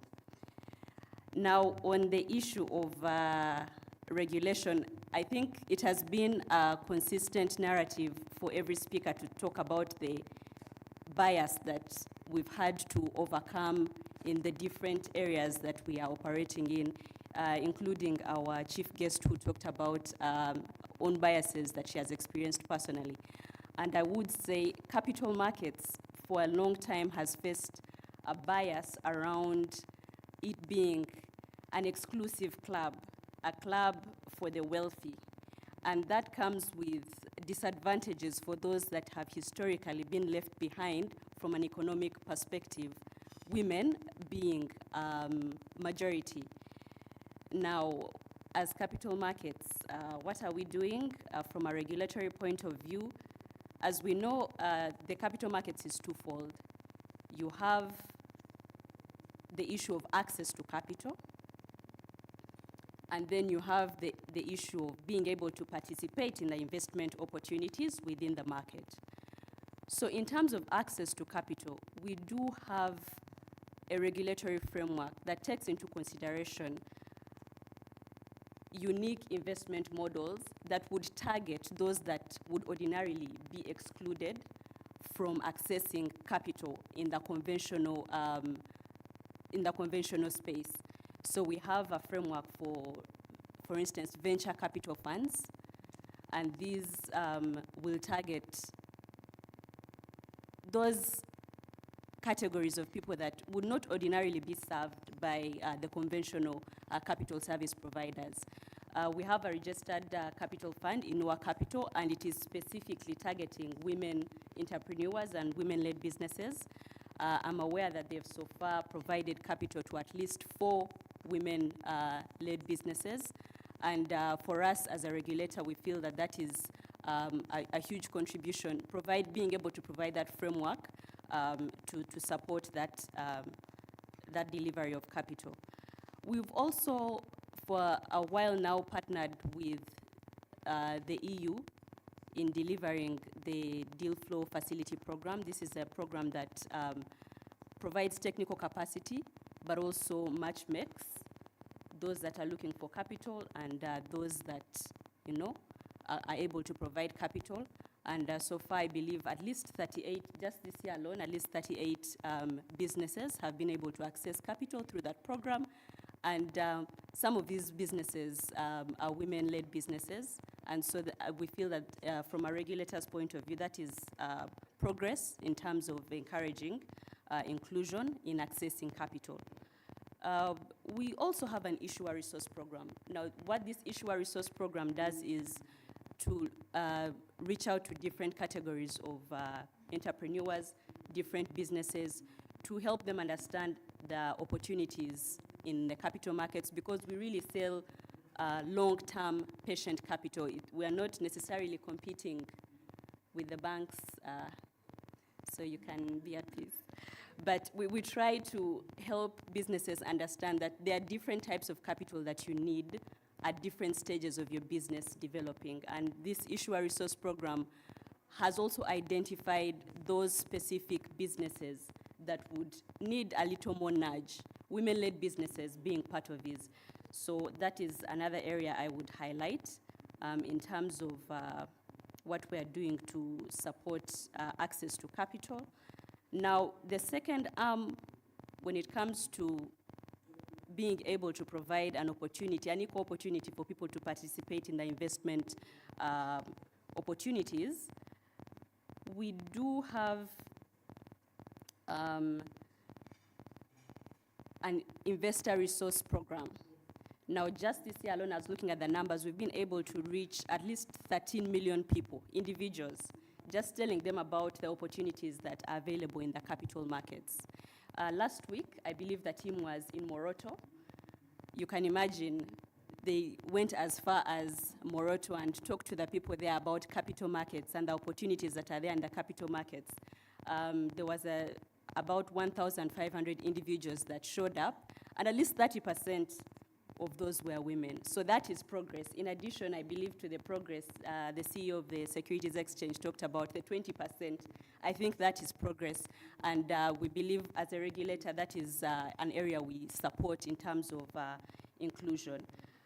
We also look at looking at investment opportunities that are able to accommodate people at their different levels, and that is why we have been able to, we've tried as much as possible to support products like the collective investment schemes, because you realize certain categories of people have, they don't have regular incomes, and this is one of the areas that the bulk of the women would fall. The lack of regular income. So you're able to provide a flexible investment model that can accommodate not only the flexibility of investing as and when you have the money, but also a lower threshold, because you can invest as little as 10,000 Uganda shillings, 5,000 Uganda shillings. I don't know if there's anything lower than that you can advise through your platform. No, not currently. Okay. But those are some of the areas where we're supporting in and that are currently happening.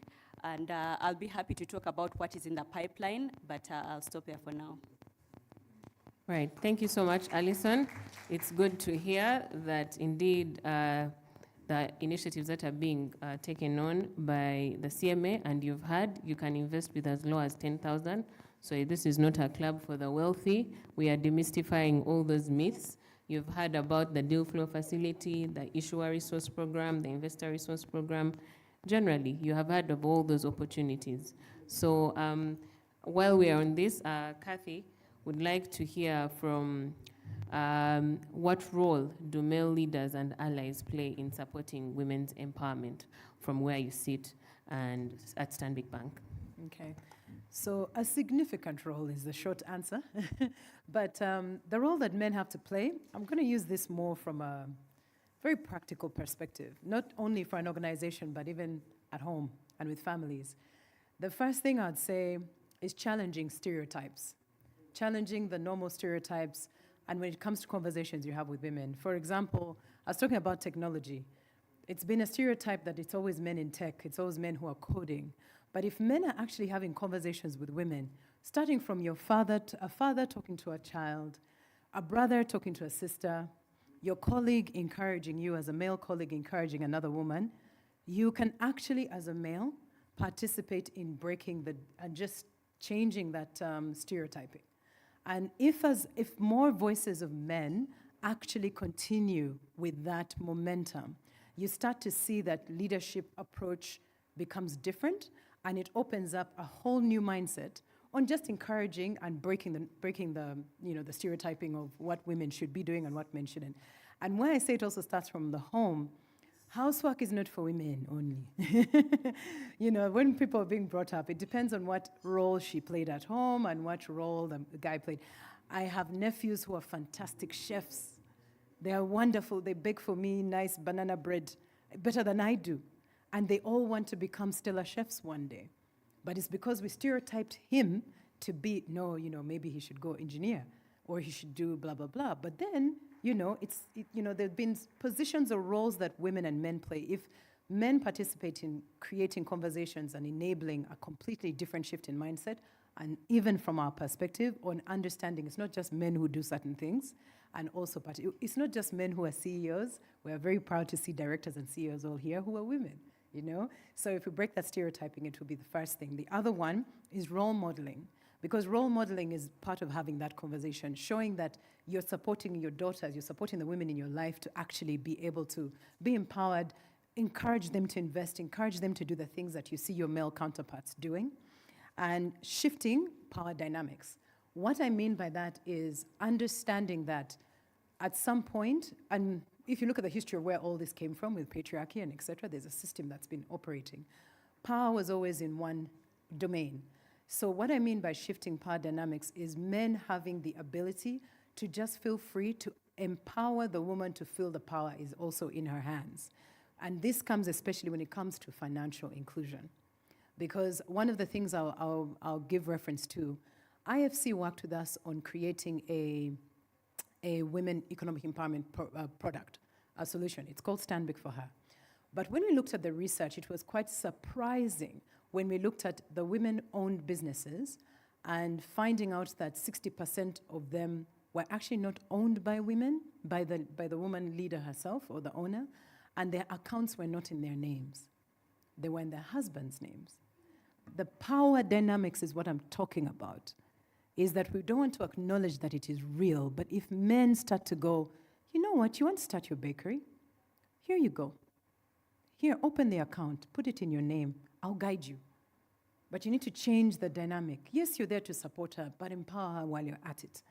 So these conversations are real, and they have to be heard, and they have to actually come to the forefront, but men play a big role in shifting that power dynamics. Let go of the ego. Yeah, but shifting that so that there is unity and harmony in how we move forward. But that comes back to that financial system, because now we have more women who are coming and opening accounts and running their own businesses, able to account for their loans. By the way, in Stanbic, for our Stanbic for Her, it's the best performing portfolio. 99% of the loans are paid by women compared to the portfolios that are owned by men. The non-performing loans are so low, but the men's loans, we need the recoveries team to be busy. So, yeah, so those are some of the things. And then also supporting women to grow in leadership. One thing I'm very proud of for Stanbic is while we've had both male and female board directors, they have really been deliberate on the scorecard around getting more women in executive positions. So even at our board level, I believe we're now 45% women, and even just being deliberate on supporting other women to come up the ladder. So definitely a testament of very strong, powerful male leaders who encouraged at least my career and all many other women in Stanbic. And I'm sure even beyond Stanbic, people like Japheth, who are very instrumental to the market, have been leaders who in the past have been able to do that. So yeah, supporting more women in leadership. I think that's where men can come in. So today you can see the fruits of that in banking. When you walk into any bank, there's women and men at every level, so which is good to see. Thank you. Thank you, Kathy. And you've heard that the women are paying the loans a lot better. So what does that say? Yeah, we are challenging stereotypes and creating more opportunities for women. I'll come to Abraham while we're still talking about challenges. And we'd like to know what strategies you've taken to overcome issues like digital literacy and also an overall lack of trust in the investments and also in the capital markets, as we've sort of touched on during this discussion. I often say finance is a trust business. If all of you took a second right now, you could probably come up with 2 names of people you trust hands down with your money and 2 names of people you would rather throw the money off a cliff than give the money to.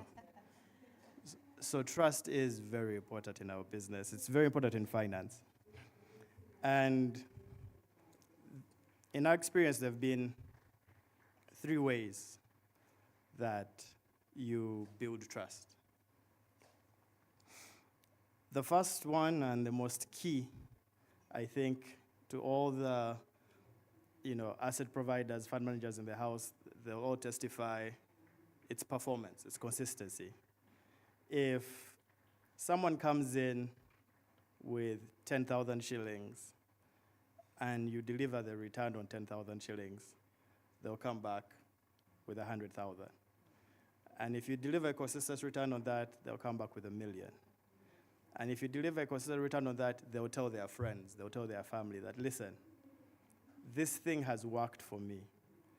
And because of that, I can recommend it, which is the second way trust moves. Trust is borrowed. It's implicit. When someone close to you recommends something, you feel like they've done the due diligence for you. So one of the ways we have borrowed trust is by going to the active stakeholders and players in certain communities. Among the free talks we gave last year, I believe 2 of them are organized by DFCU's Women in Business. I think Sophie stepped out. But as part of their value proposition of we are going to teach you ladies how to do entrepreneurship, they said we're going to bring on an investment advisor from the capital market space who's regulated by CMA to talk to you about how you can save and invest so that not only does your business stand a better chance of growing, but you as a person, you are empowered to do so. So by collaborating with the touch points where the desired audience is, right, you end up getting that implicit trust. Of course, the third level of trust comes from authority. And this is where you look at the regulators in the government. Our first line regulator is the Capital Markets Authority. As Alison spoke about just a little while ago, they are putting in a lot of effort to go the distance, to interact with people and let them know what a sound investment is, what opportunities are available. The key on the other side is we have to then safeguard people. I remember I got in a lot of trouble at a party once because as an investment advisor, I warned all of our clients about Capital Chicken, but I did not post about it on Twitter. And so many of my followers were upset when they lost money. And then I said, maybe I should start sharing this information for the public good. And there have been several situations where someone will run to me and say, hey, this is happening. I'm like, oh, that's a scam. And I'll call the capital markets. And by 4 p.m. that day, they'll have investigated and they'll have put out a notice. So not only must we share what is good, we must not be selfish with our information. We must also be willing to safeguard everyone, particularly the most vulnerable, from what is bad out there. And then we'll have an environment where the bad actors know they can't thrive, and the market is confident that there's a lot of good potential investments out there. So those are the 3 ways we've gone about creating trust in the marketplace. Thank you. Thank you, Abraham. And with that question, who do you trust with your money? Let that stick in your mind. Yeah, and while we've been talking about the regulatory space, I will go back to Alison, and would like to know how the CMA, what the CMA has done to ensure that the regulatory framework is also evolving to support women as well as men in accessing capital from the various sectors. Yeah. Thank you, Jacinta. Before I delve into that, I just want to pick up from where Abraham left off on the capital chicken issue. You know, the unique thing is, as people spoke about the rare quality we have as women in bringing everyone along and sharing, sometimes in those instances, it also works against us. When we're handling the capital chicken issue, you realize that the majority of people that lost their money, that put their money in that scam, were women. And they were not small amounts of money. So to his point around making sure that the capital markets is a safe environment for especially the vulnerable, we are trying to activate a very robust enforcement program that is able to detect and proactively warn, so that we consolidate the strides that we have made in interesting those other groups to join the market. I don't know, maybe the men were impacted, but you know the men don't share, so probably they are not coming to tell us that they lost money. But that is one of the areas where we're really trying to make sure we are active in recognition of the fact that ultimately it impacts the extent to which we're able to make significant gains in the inclusion agenda. Yep. On, if you could just repeat the question again. How has the CMA regulatory framework evolved to support both women and men in accessing capital in the changing times? So I will say we do not have express gender-sensitive regulations. Yeah. But we do have embedded within our regulatory framework requirements that speak to inclusion. So for instance, when you look at our regulations, and there are new regulations out, by the way, on offering securities, you'll find that our disclosure requirements and what we assess will weed out elements of discrimination. So to that extent, you're promoting the inclusion agenda. When you look at, recently we've also gazetted some corporate governance regulations, and what we've done this time around is incorporate the best practices, which include aspects of gender inclusion and you know, the ESG discussion. While we have not made this mandatory in terms of compliance, we have made it mandatory to report on what you're doing about it.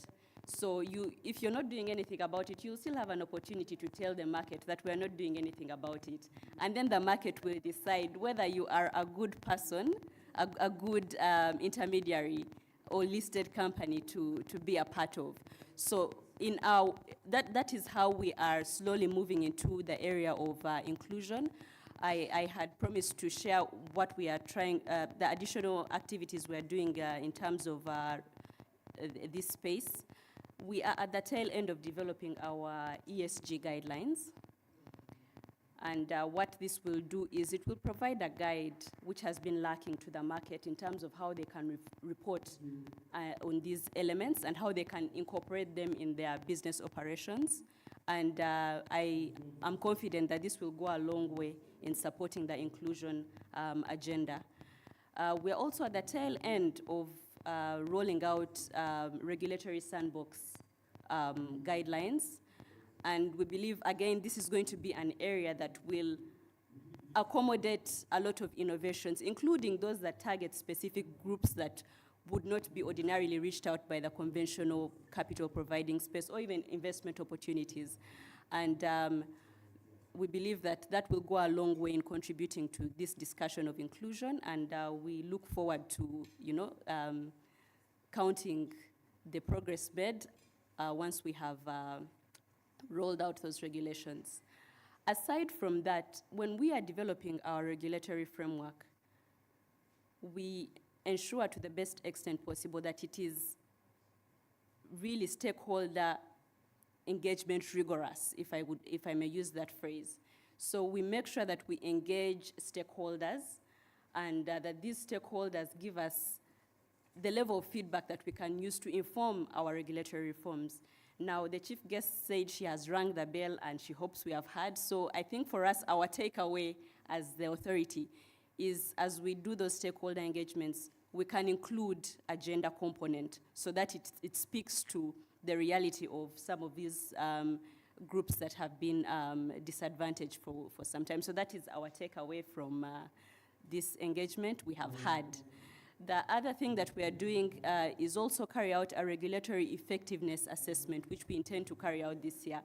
And again, to the point of this engagement this morning, we can include a gender sensitive component to identify how these regulations speak to the women, so that component then informs the regulatory reforms and support that we need to embed within our regulatory framework. So thank you. Thank you, Alison. You have heard all the initiatives that the CMA is doing with respect to creating a more enabling regulatory environment to enhance inclusion, as well as reporting on ESG matters.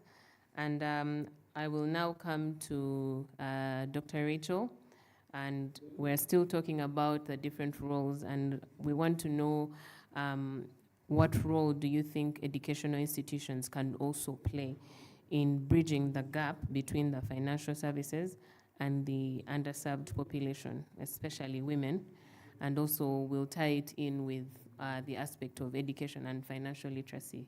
Yeah. Thank you, Jacinta.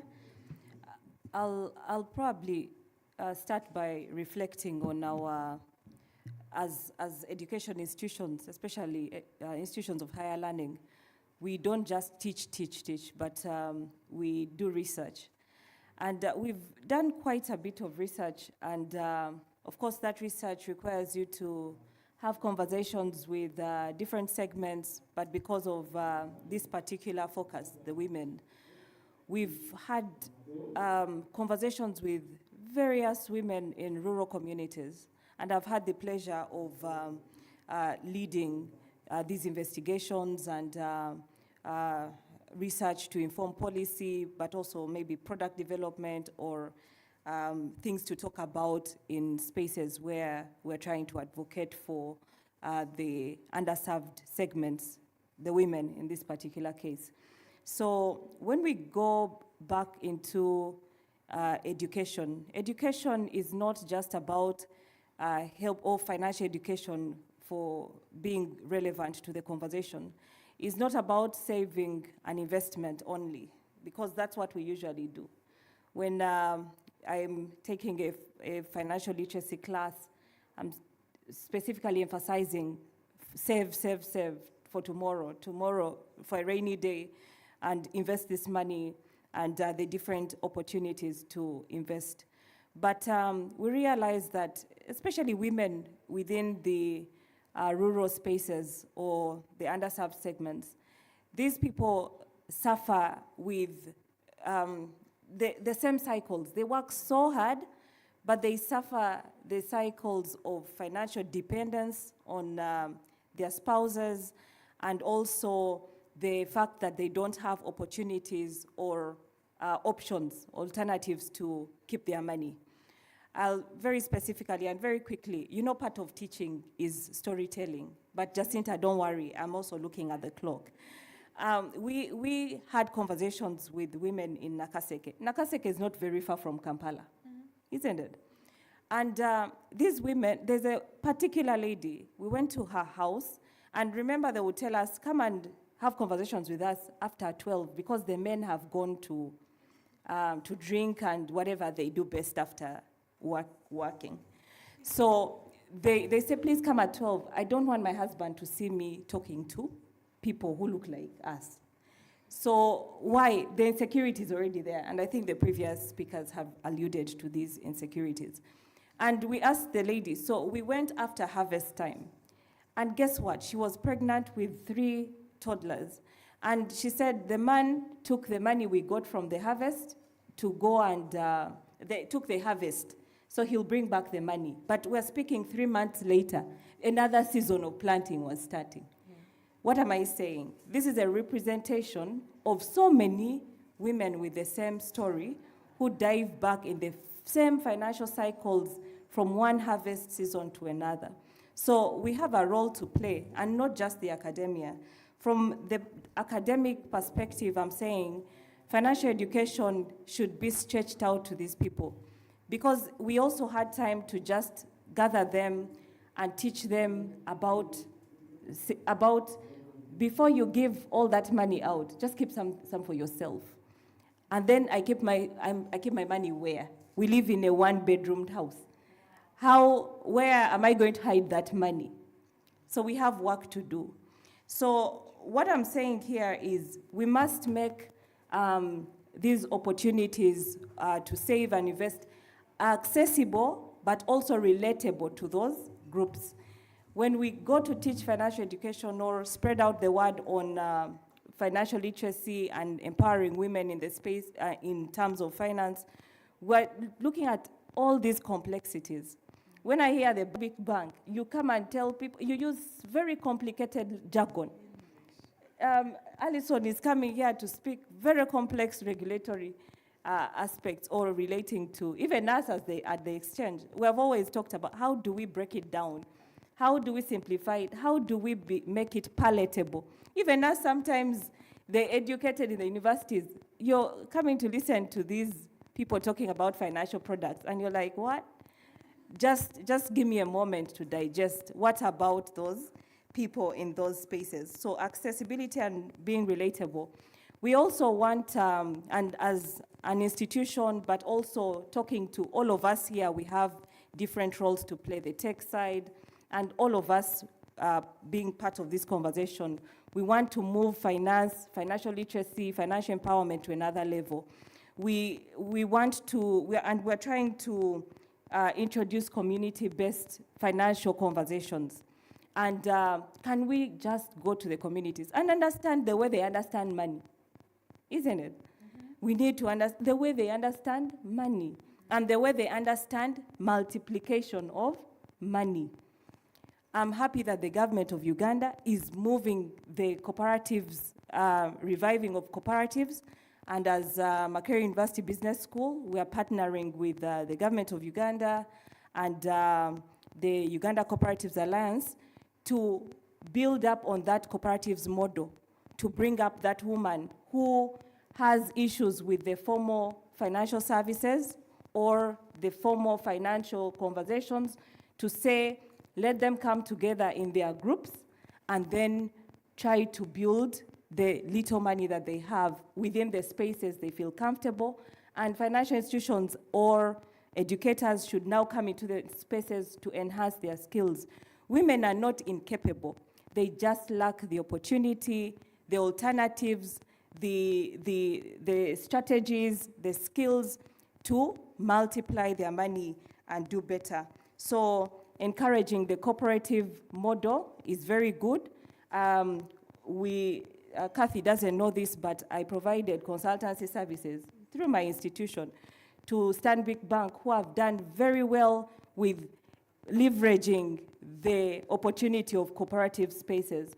And I can tell you these groups are doing very, very well. And these are across the region.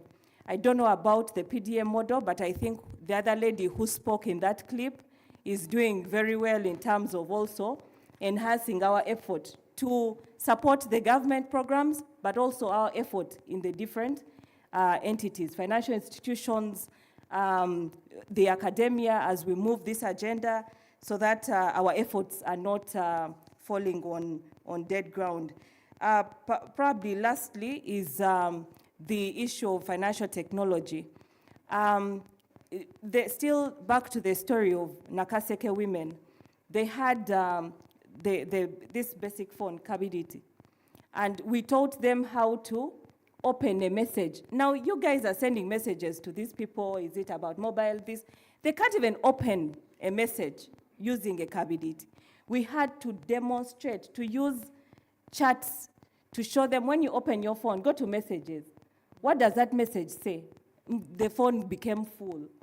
But we are sending messages. We are saying mobile money is working, financial technologies, telecoms are, but I can tell you that down there, if we don't go to understand the way the spaces of uncertainty, what their risks are, what their fears are, we are going to continue to have the same statistics and the same narrative. So from my side of the story is we need to not just give money to women, not just to talk to them, but to skill them, to give them tools, and to help them get out of those cycles of dependence, and also to see their financial destinies actually move from where they are to where we want to see them. Thank you. Thank you, Dr. Rachel. It's nice to hear those perspectives, especially at the grassroots level, and I think there's some work for us to do from where we sit. To wrap up the conversation, I'll come back to Ms. Grace. And you've heard a lot of the speakers have touched on the aspect of culture and how it has been, it plays a role in the way that women access finances, but also in the way that they utilize these opportunities. So to wrap it up, we would really need to hear from your experience, what are some of the cultural norms and societal expectations that you have seen under UN Women that have greatly limited women's accessibility and benefit from these financial inclusion policies, and also what are some of the cultural or even societal changes that can be implemented to enable women access their finances, maybe on those key aspects that could be critical. Thank you.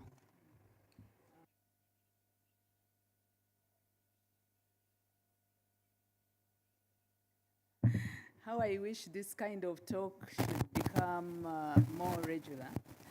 Then society would be educated, not only in Kampala, but maybe to the regions.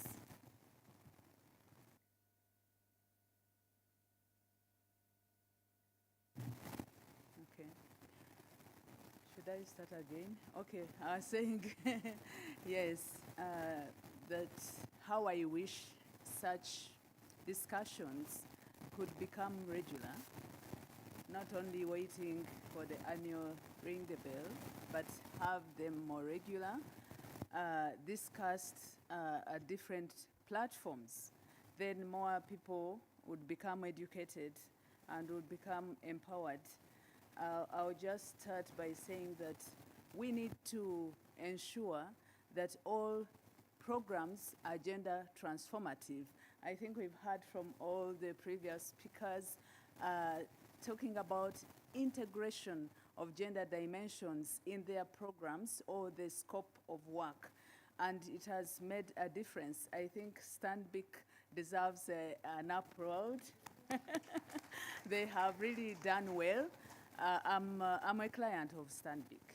And I'm so happy. Every time I go there, I talk about the changes that I see because I started in Stanbic with my parents working there. So I've seen Stanbic grow from UCB, from all these, when they opened all those savings banks at the rural areas, I was, watching and understanding.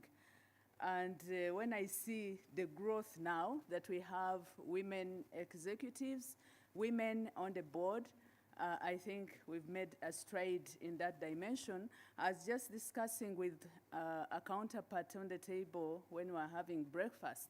She said she was from DFCU. I think she's the one who spoke.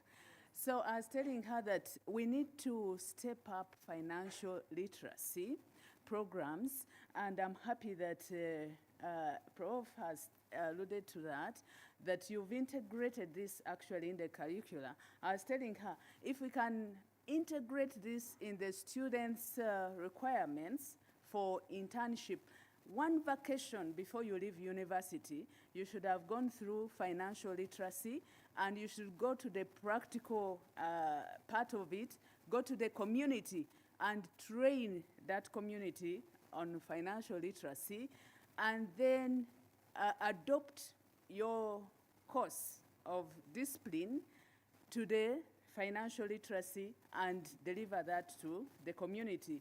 For example, the digital, you take the technology there, adopt the community into financial literacy training, and give them a practical experience and a practical product.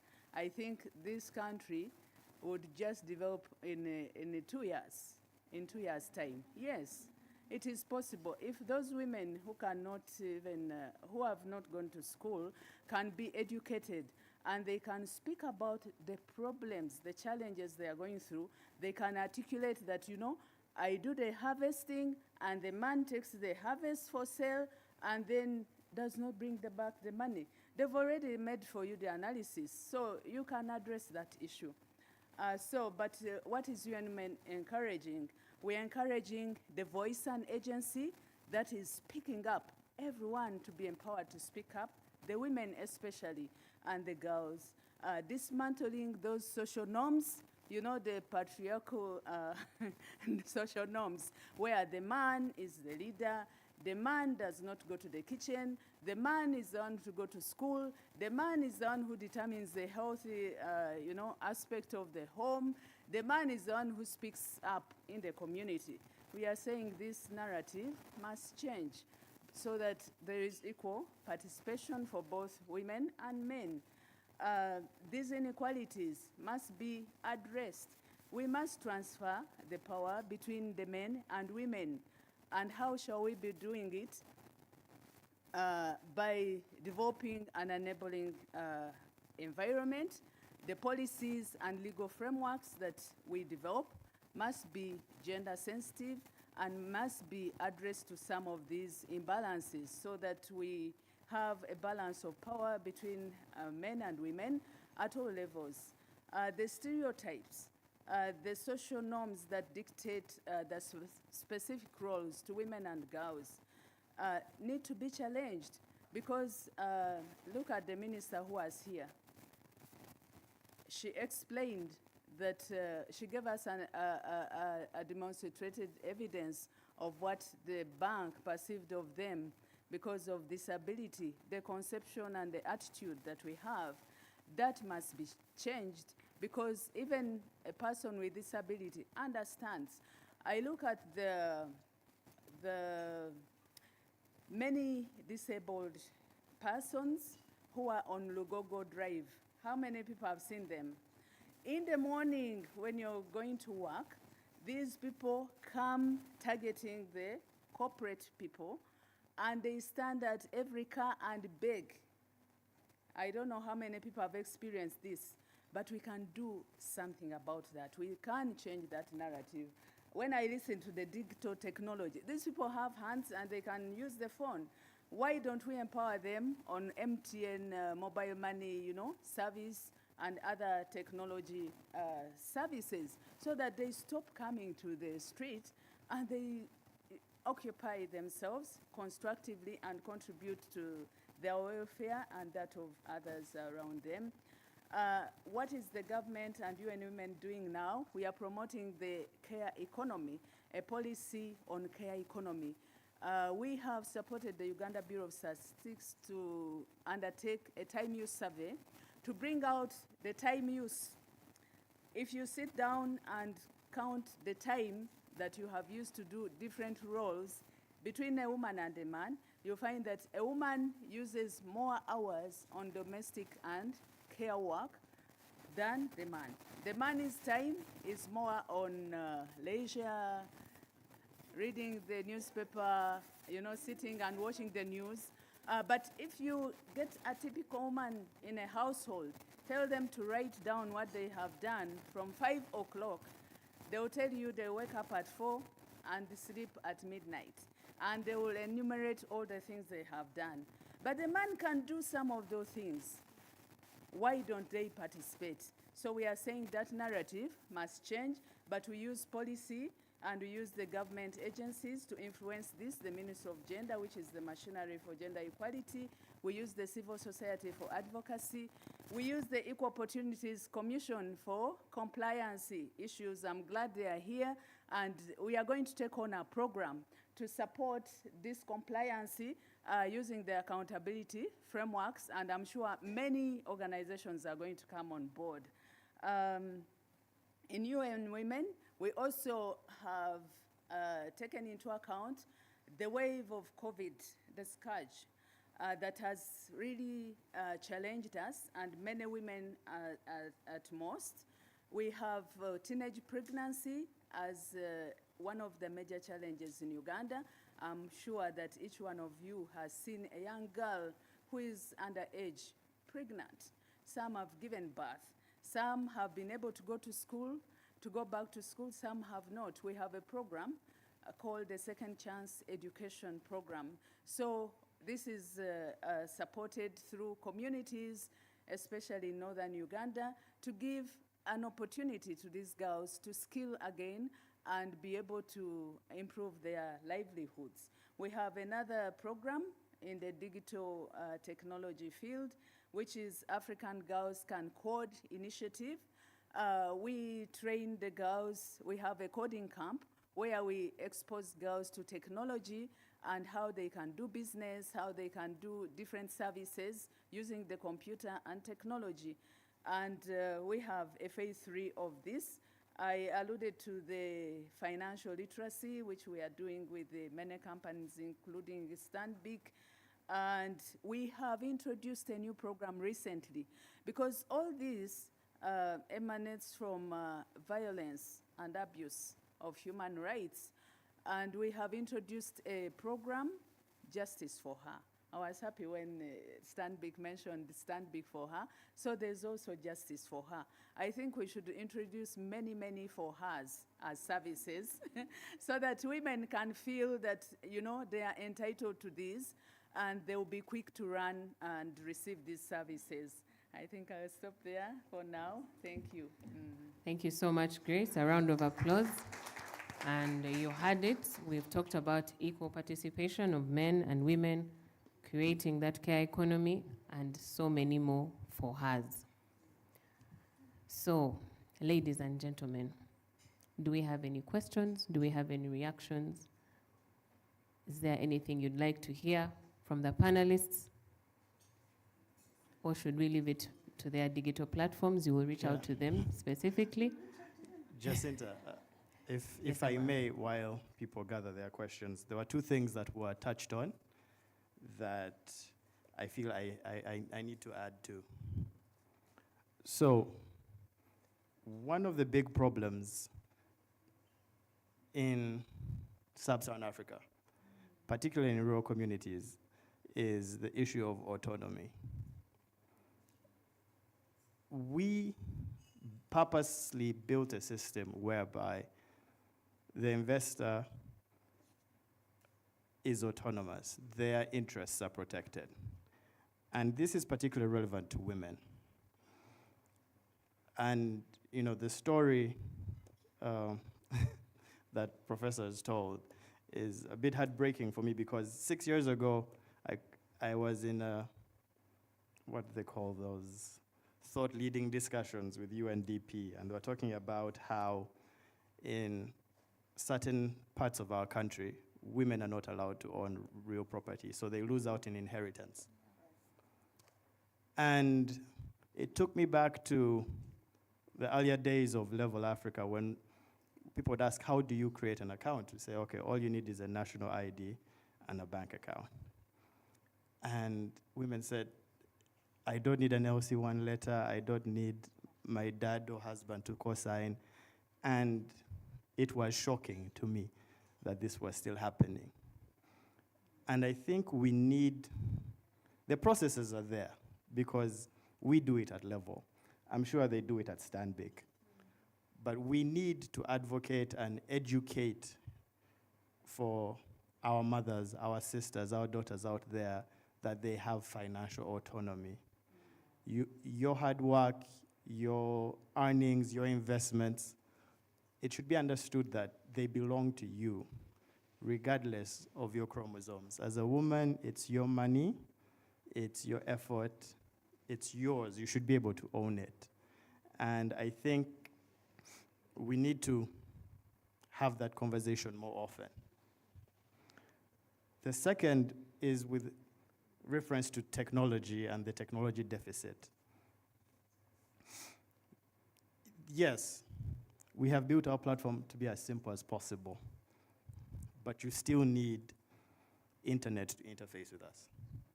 You still need to have some familiarity with a mobile device. Now, to combat such problems, we've seen that working with circles has been very helpful. The Academy for Women Entrepreneurship has a women's-only circle. And as a circle, they're able to pool resources, get financial literacy, and even invest as a group where those who don't have the literacy or the access to technology can benefit. Because our platform is built for investment clubs, for savings groups, because we understand that there are those people who may be struggling at that last interface. So when it comes to accessing the capital markets, accessing investments, we need to have structures in place that enable not only groups to invest, but to invest equitably for all their members. So that even the person who doesn't have a computer in the investment club feels secure, knowing that their investment is running autonomously for them. So those are two things I felt we needed to discuss, whereby those gaps, there are ways around them. We just have to be very vocal and a little bit creative. Thank you. Thank you, Abraham, for your parting shots. And I will leave the rest of the panel to give us their parting shots in less than 30 seconds each person. Is that possible? Let's give it a try. I'll start with Alison at the very end.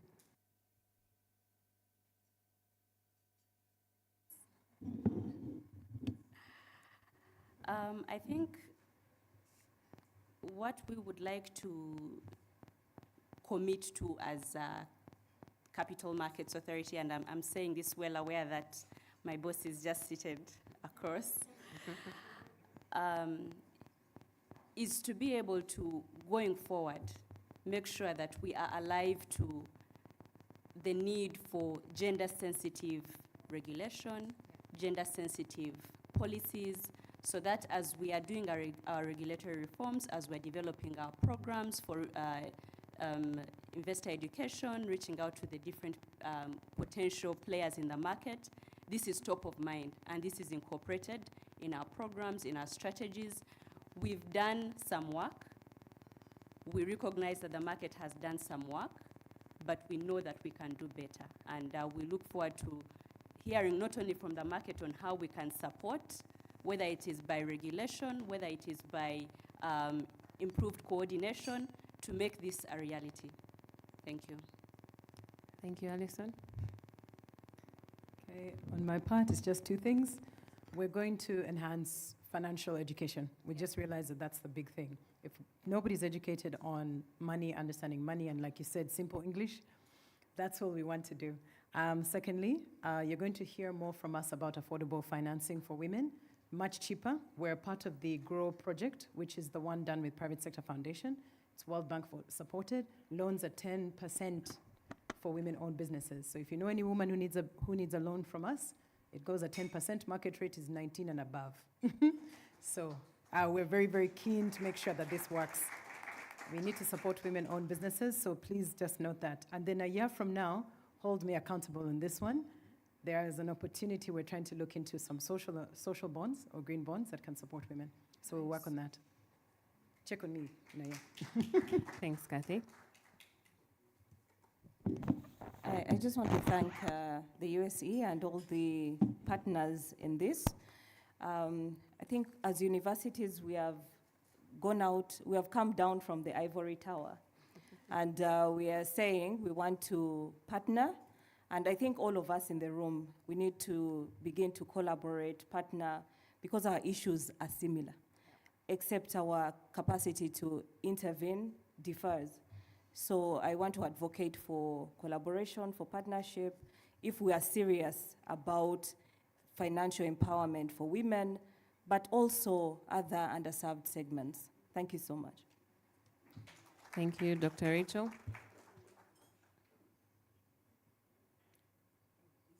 Oh, okay. Yes, great.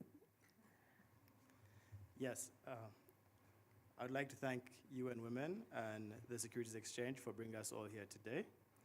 And I would like to request something of everyone in the audience.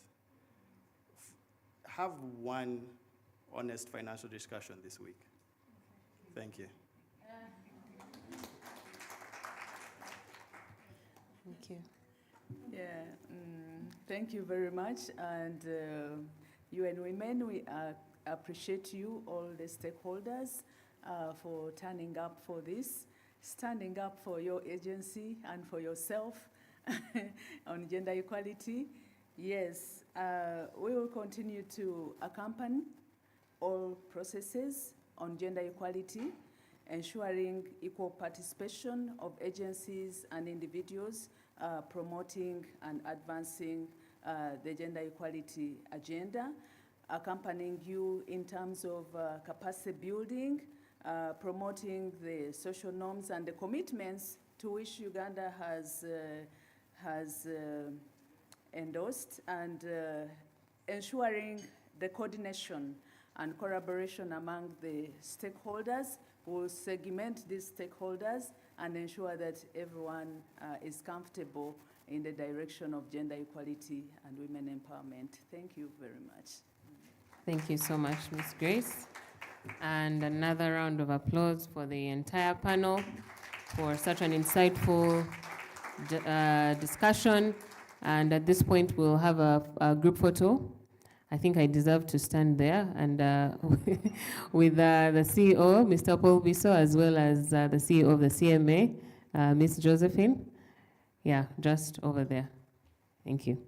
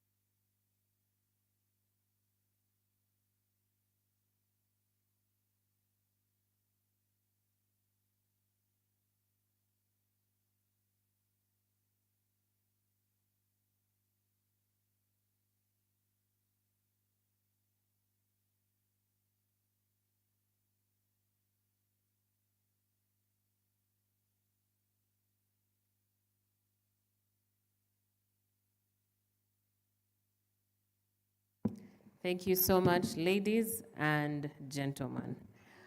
Right, we have come to the almost the tail end of our program today. Our time is indeed fast spent. And to wrap it up, we will have concluding remarks from Ms. Jennifer Cavanyana, who is the chair of the Business Development Committee at the USE, but also the CEO of Unifright Group, and she'll be giving us her closing remarks. Please, a round of applause as she comes to speak to us. I guess it's now afternoon. Is it? Okay. First and foremost, I want to appreciate all of you for being here to ring the bell. We have already done the ringing of the bell, and now the challenge is, what is it that we are going to do after the ringing of the bell? So my name is Jennifer Mwijuche, and I am here to give a speech on behalf of our chairman, Mr. Richard Byarugaba, who sent his apologies because he had another commitment. But before I do that, I'm a businesswoman, but so passionate about supporting women's businesses to grow. Part of my other world, apart from logistics, is actually to mentor women in business.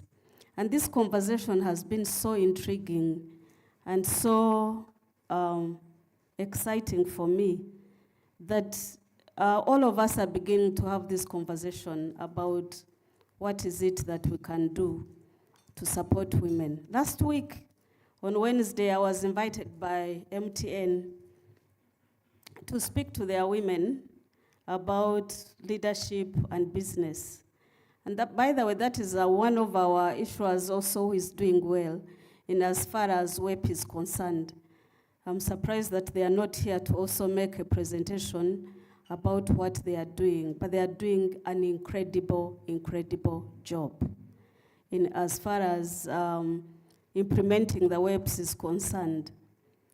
But as I sat and listened to the presentation of all efforts being made, and also listening to the panelists, I have a few questions or observations to be made. I read a lot because of my position as a CEO, and of course also interest specifically in business, and I've been reading reports for Global Entrepreneur Monitor. And the statistics that are indicating for Uganda is that 38% of businesses in Uganda are owned by women. And that is, for me, of course, I'm sure, I don't know where we're coming from, but that's good to note. But this conversation should be challenging us to say, where are we going from 38% with all these efforts that we are having in financial literacy, access to finance? Where do we want to go? And I will refer to the speech of the UN Women representative who was telling us or reminding us about what the principles are. She also left a challenge telling us, let's stop talking. And if the stopping of talking is going to be, then let's be strategic. How do we want to grow? Of this 38%, how many are candidates or potential to be issuing IPOs? We should be interested in those conversations and engaging. How many of these are accessing the venture capital financing? I know, of course, Stanbic has told us what they are doing with the small businesses in terms of loans and how they are paying. But how much more can we dig? Now, UN Women, I want to request. We cannot take this conversation far without doing research and having actual statistics. As a businesswoman, I would be interested in knowing this 38%, what constitutes it? Which sectors are women most playing? Perhaps that also gives us an intervention. All these efforts should have strategic interventions based on that statistics, because this is general. But how many women are in the category of medium, and in what sectors are they? How many women out of these 38 are in the categories of small, and which sectors are they? Because all sectors are, from the industry performance, there are different challenges that are peculiar or attributed to that industry itself. But also I know that we are here because of the conversation of access to finance, financial literacy. And I do believe that then those statistics would help us to have a proper intervention that is more strategic than how we are doing right now. I would actually recommend that UN Women, since we are stakeholders here, works with MOOBS in as far as that research is concerned, because we are interested stakeholders in this area. So I will stop here and read my chairman's report. That was my comment, and now I present our chairman's report. Ladies and gentlemen, I will be as fast as possible. Distinguished panelists, esteemed guests, all protocols observed. As we come to the close of the wonderful event, I want to take a moment to reflect on the inspiring and thought-provoking discussions which we've already had. Today we have heard from experts who have shared their insights on how we can accelerate action in empowering women and transforming our economy. The panel unpacked how financial institutions play a pivotal role in creating opportunities for women to thrive from a perspective of our regulator, the capital markets, Stanbic Bank, UN Women, Level of Africa, and our very own board director and Dean of Makerere University Business School. Each conversation has reinforced one important truth, that gender equality is not just a moral imperative, but an economic necessity that we should all embrace. I would also like to thank Honorable Helen Asomo for honoring our invitation. That's the minister that has been here and came to support and be with us as far as this discussion is concerned. Today's discussion was not just about recognizing the barriers that women face. It was about identifying actionable steps to break them down. And I've made in my actual comments, I think, recommended that one of the key steps that we should take, because I think the UN Women, rather the International Women's Day theme this year was accelerating action. And so we need to accelerate action by being specific on what we want to do. Whether through technological advancement and services that empower women to manage their finances, or policies that ensure equal opportunity in the security markets, or the common thread is clear. When women thrive, economies thrive. At the Uganda Security Exchange, inspiring growth sits at the heart of all that we do, and we are proud to be part of this movement. We are committed to fostering an inclusive financial ecosystem where women not only have access to investment opportunities, but are also equipped with the tools and knowledge they need to succeed. We believe in creating an environment where women's voices are heard, their investments grow, and their leadership shines. But beyond policies, regulations, and programs, it is the collective responsibility of each one of us to take action.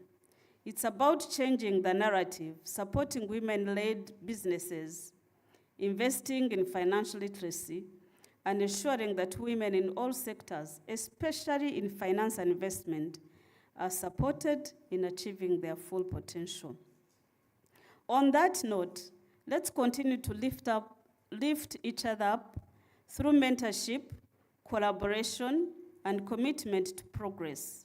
Let us all be the ladders that help elevate those around us, especially women who are seeking to break the barriers in their professional and financial lives. As we celebrate Women's Day, let us remember that the fight for equality is going on, and the progress we make today lays the foundation of the opportunities of tomorrow. Each action, no matter how small, contributes to the great cause of creating an economy that works for everyone. We would also like to congratulate all the companies that have signed the whips today, and we look forward to your continuous collaboration in promoting of all initiatives for women. Thank you all, our panelists, our sponsors and supporters, all stakeholders that are here, for the contributions, expert knowledge that we have received.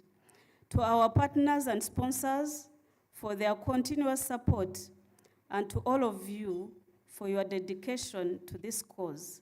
Let us continue to work together, not only to support women, but to accelerate action for more inclusive, sustainable, and prosperous economy.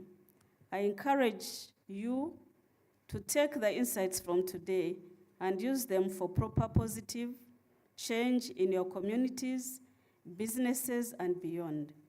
Let us continue to push the boundaries and encourage the next generation of women leaders. Thank you once again, and happy International Women's Day. This is my chairman's report, and thank you so much once again.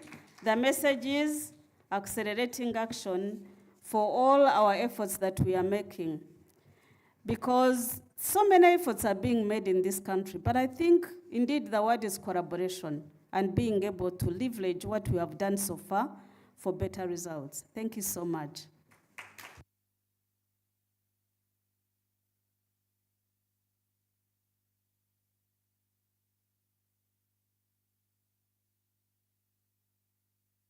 Another round of applause for Director Jennifer. Thank you so much, and we appreciate the remarks that you've given and for underpinning today's discussion, which is accelerating action. Ladies and gentlemen, bittersweet, but we have come to the end of today's engagement. I hope that you have all been fulfilled, and I hope that each one of you, as you walk out of this room today, has picked 1, 2, 3, or even 10 lessons from this discussion today. And I hope that you will apply these in your different capacities in the various organizations that you work in. And the women's discussion is not just a day, it's an everyday discussion. And I hope that you'll be able to implement that. So thank you once again to everyone, and we appreciate your time. We have overshot by almost 45 minutes, and we apologize for that. And with that said, we'd like to release you all to get into your day's activities. There'll be a group photo at the front, right here. And for those who would like to take a group photo, please come and join us so that we can close the event. Thank you very much. DJ, you can give us some music.